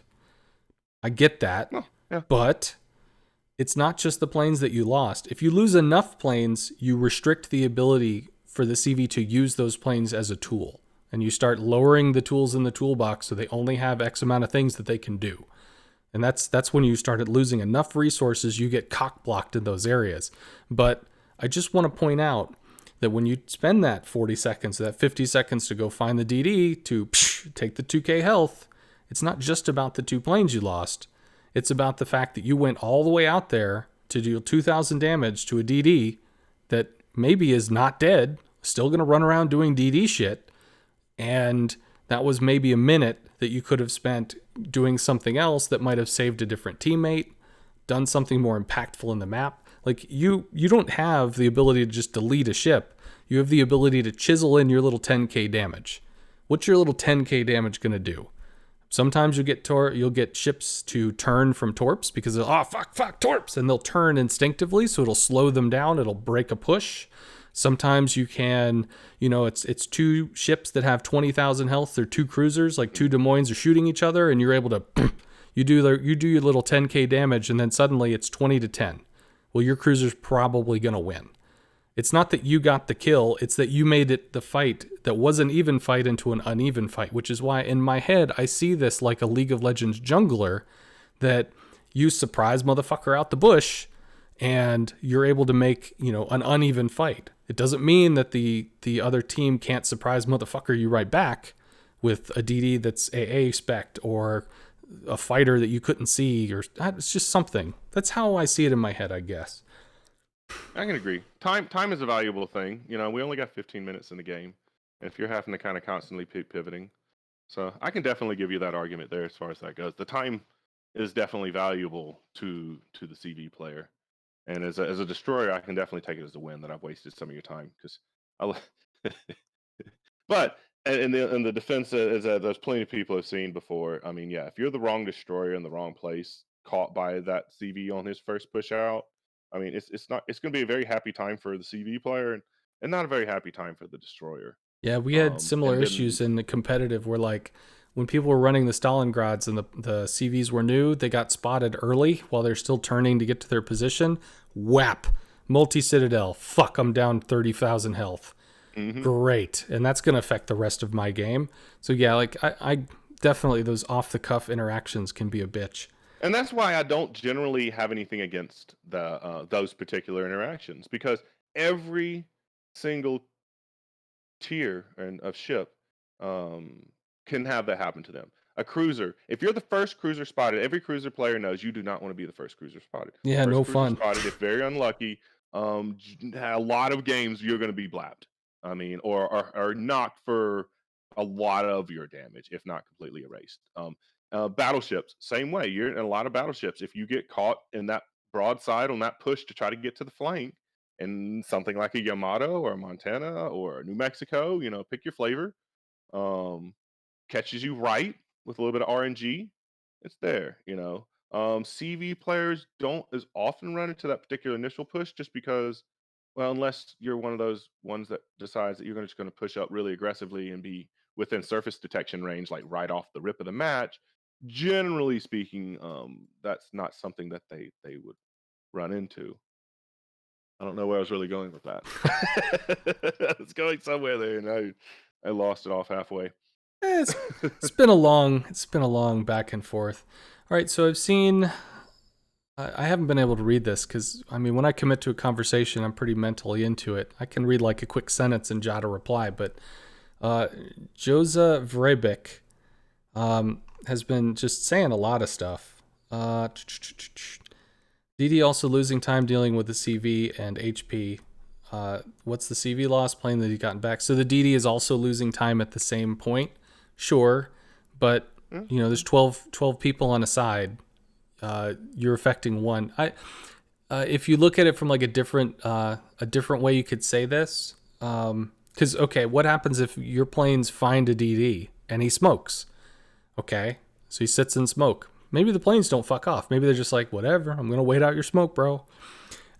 Or more appropriately, the DD smokes. He's alone. Nobody's there to help him. You drop a fighter. So the fighter's going to patrol the smoke for a minute, and you fuck off to go somewhere else because who wants to waste a minute worth of time before the smoke, whatever. Or over two So, in some cases. or over two in some cases. Yeah, if like you're committed, man.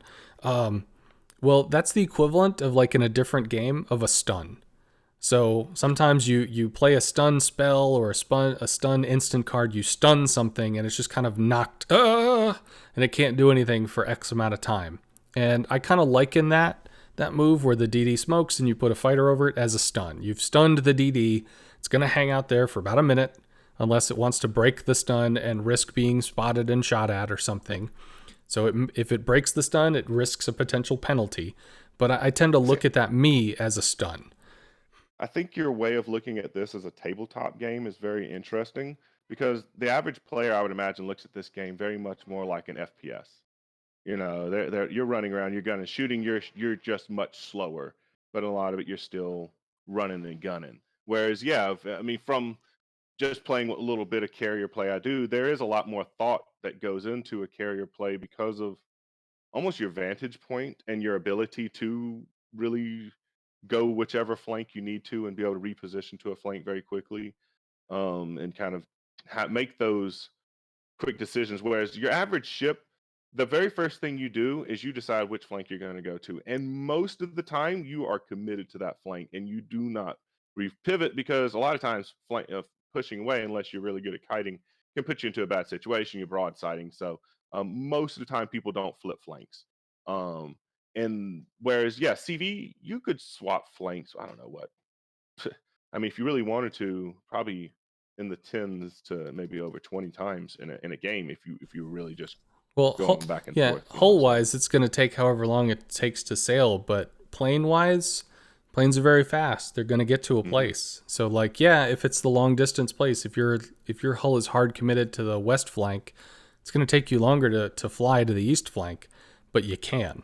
And it just comes down to, is that the investment of time that you have to make?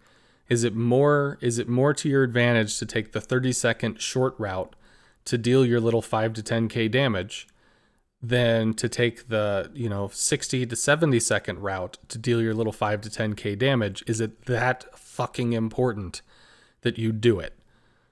So yeah, it's definitely a thing. this is this kind of all really kind of supports my whole thing of a minor AA buff to specific types of ships that really should be a little bit stronger in their AA. A lot of ships should be weak. You know, if I've got 1.5 and I got one little DACA gun on there, yeah, my AA should suck. You know, but I actually do kind of like the idea of the fix you were talking about with the surface, maybe a kind of a somewhere of a hybrid between the two. I don't think it really needs to be as severe as maybe as what you were talking about. I feel like that may be a little bit too hard on the hammer. Or maybe that was just the numbers that he was throwing out, the one you were referencing. But somewhere in between might help, because I think if people have the ability to at least that you pay a little bit more for that decision, because we're not going to slow the planes down anymore. I think it would be super boring to play CV if you tried to slow the planes down anymore, because it just, yeah, it would, your ability to get back and forth and go where you need to and maneuver is kind of the whole point. But I think maybe if people felt that there was a little bit more, like I get what you're saying, but it's, I don't know.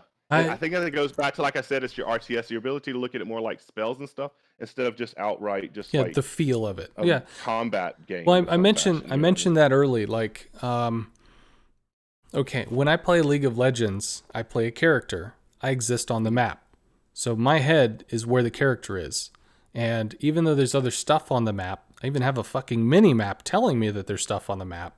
My head is where the character is, because just like when I read a book or I watch a movie or I hear a story, my head goes into like I put myself there. And when I play a ship in this game, I don't feel the other flanks. I don't get it. It's only when I stare at the map and I mentally detach from the game that I'm able to see what's going on, see the developments and make options. And like literally if I played using autopilot on a surface ship, I would probably be a better player because I could make better decisions doing that as opposed to Yeah, sometimes like, it is fun to put autopilot on. I'm sure maybe. So I get it. Like if you're in the DD, if you're there and you've got this asshole in the fucking sky that you can't swat, you can't deal with, who's just hurting you and making you turn, I Mhm. get the frustration. I absolutely do.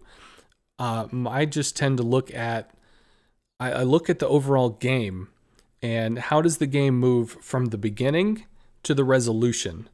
And I can see that interaction point and I realize there's frustration to it, but I don't necessarily see the frustration as invalid.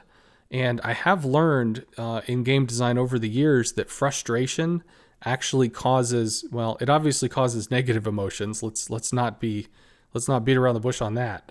But A it certain amount absolutely, of frustration yeah, does. a Yeah. certain amount of frustration is actually good because it makes it Yeah, it absolutely. makes it a little bit juicier when you overcome the People don't frustration. want anything that's super easy. Yeah, exactly. You got to be able to have a milestone or something that you feel that you overcome, Yeah. or that you've at least accomplished something. And in a little bit of defense there too, and this is what I talk about a lot, is in as far as a destroyer and anybody who feels like they're having this happen pretty often to them, um, learn what your bubble is. Learn how to maneuver because, I mean, CVs don't know exactly where you're at until you do. So don't be shooting your guns. There's a lot of things that a destroyer can do to try to help deter a CV. Um, but yeah, once you're spotted, the best thing you can do is just turn back and go back to your surface ships, unless you're in something like a Holland. Um, that's pretty much, and then even a Highland. Let me be honest. I mean, I've had midways, and Haku's just they'll run all over you if I mean if you're out and all by yourself. But I think that is a hard counter as much as it is a frustration. I think there should be. I don't know. It's like there's not a consistency in like how AA goes off, and I think some of it has to do with the whole kind of flak mechanic. So I mean, if you're a really good CV player and you can dodge it, I'm assuming you take a whole lot less um, damage to your planes than if we just drive right through it. Yeah. Because I mean, like with Howland, and you sometimes you can just absolutely erase Oh a yeah. squadron almost instantly, and then other times you'll drop on somebody and you like get two planes. It's like how did I only lose two planes? How did what the Yeah. heck happened So there? I just want to mention, so the flak is to those that aren't aware, flak is a mini game. So rather than just like you see a target, you fly at the target, you shoot the target, done. It's a mini game that adds more interaction, both in terms of danger, because flak is dangerous, but it also causes you to have to move and wiggle, and sometimes it can fuck up your strike line, and sometimes you have to salvage the strike line, sometimes you have to abort the strike. In terms of damage, the best way I can describe this, and again, this is going to come off in like a tabletop kind of vibe, is flak is actually like critical strikes. You don't have a huge chance to do it. Uh, you know, AoE crit. yeah, basically that's what it is. It's like against the average CV player, they're going to hit flak more than others because they're not going to know that you can place flak. They're not going to realize that when you attack a single ship, there are probably little gaps in the flak because there's not enough flak to create a wall. But when you face two ships or three ships, there is enough flak to place a wall, and you fly into the wall and you die. So if there are newer players that haven't learned that concept, yeah, they're going to get critically fucked by flak. And I think actually the numbers show that that is the case. But as to like the Unicum players, so me, I get hit by flak.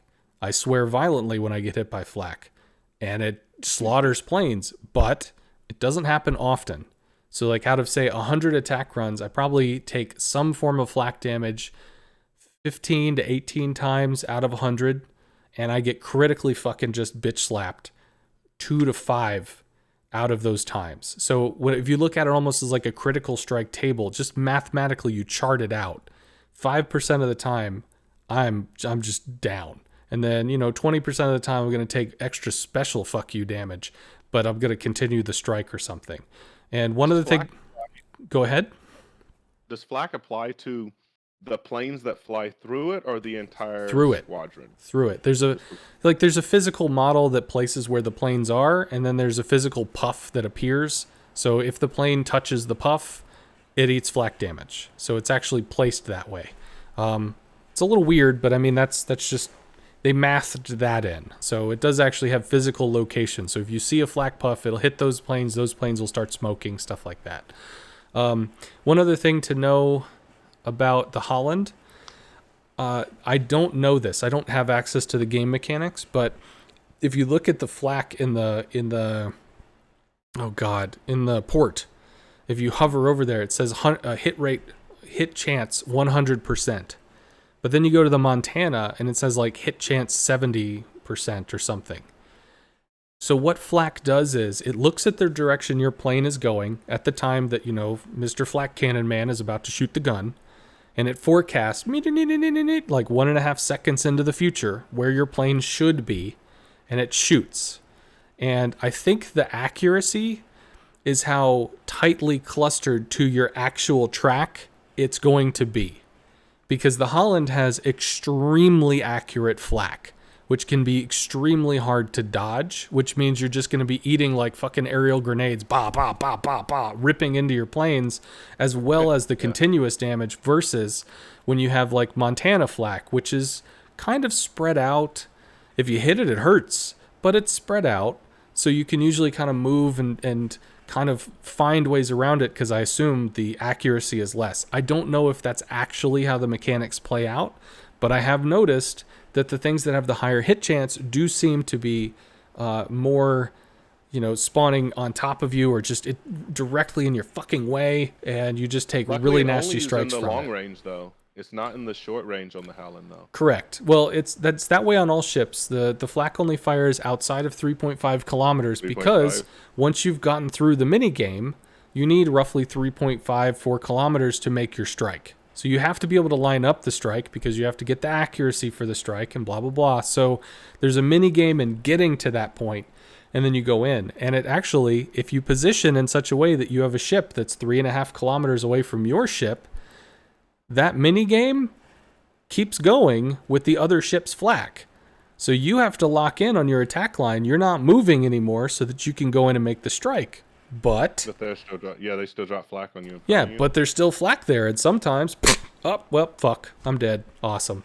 So sometimes it's better to have ships slightly spaced than it is to have them on top of each other, so that you still have the flak interaction while you're in that terminal attack run that you can't maneuver while you're doing. I don't think most people even understand the AA mechanic right now, because it was just kind of tossed into the game, vaguely talked about, and not very well expressed, like people don't even understand that. Yeah, it's a lot. I really like game mechanics, so I dug around and learned a bunch of this shit. There was some stuff that was pretty arcane to me until I ran across other people that happened to be around during when they were talking about the rework and releasing information about the rework. Like, for instance, the way that flak is distributed, I don't know if you know this, I don't think many people do, is 80% of the flak gets put basically in front of where the planes are going to go, like on a straight line, and that last 20% kind of sprinkles out to the edges somewhere.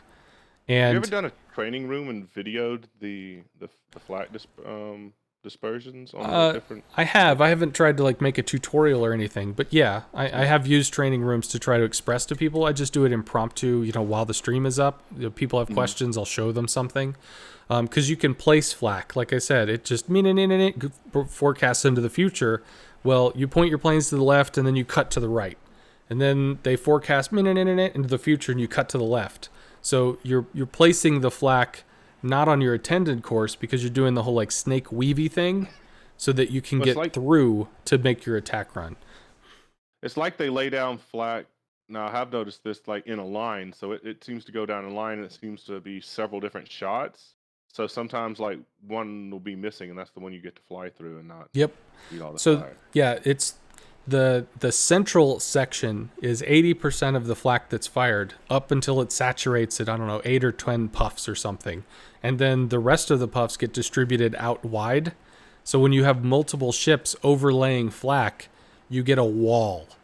And sometimes that wall is just something that you can't place around because there's just so much fucking flak. So not only do you have incredible amounts of continuous damage, but you can also have the walling effect that it doesn't always just become an unkillable, an unblockable or whatever, an unbreakable wall. But occasionally, again, like that critical chance, 2 to 5% of the time, get fucked. And that's what you get. So, Nice. yeah. Well, Scott, it was a pleasure, man. I really do appreciate it, man. Yeehaw. And any of my viewers, if you haven't actually already gone ahead and followed Scott, please go over there and give this man a follow. Dude, maybe we should do this again. Maybe next time we can talk about how OP destroyers are, because I have heard my fair share of torpedo hate.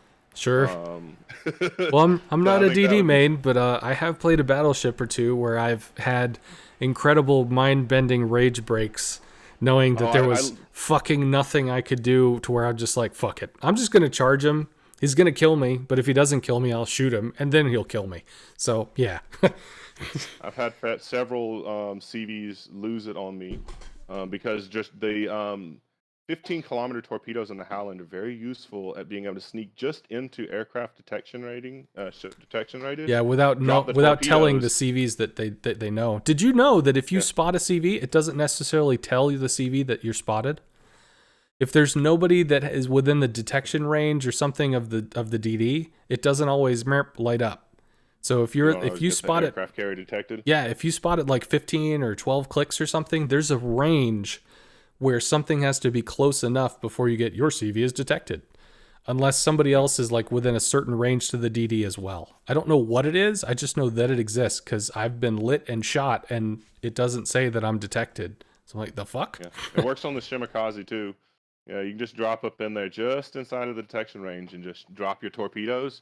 And a lot of CV players do get very comfortable sitting very still behind islands, and it can be a problem. Okay, So, so but no, like I said, we can you, definitely you don't have any have this like discussion. threes or whatever in your name, right? It's just the _tech_geek, right? That is my yeah. Okay, cool. So I don't have like the cool bot or whatever with the shout outs and shit, but I just threw in chat. This is the twitch.tv handle of the Tech Geek. If you want to go hang out, he is a DD main. I'm sure he plays all kinds of stuff. But if you want to learn some DD tricks or something, he might be able to kick those over to you because he self-describes as a DD main. I obviously have a CV main, and I do CV teaching and discussing and shit. And so you've seen God, this went like 2.5 hours or something. Oh, Firebug, appreciate the follow, man. Yeah. If anybody wants to have a debate about something, we obviously talked about this shit, but if somebody like Jose Vrebeck or whatever is extremely opinionated on a small section of the topic, I'm more than happy to have a talk about it. If I end up looking like a fool, hey, that's cool too. So thank you very much for hanging out, Tech Geek. It's been cool. I hope you have a good night, man. Oh yeah, you too, man. Take care. Yeah, absolutely. I'll catch you out on the stream. See you, dude.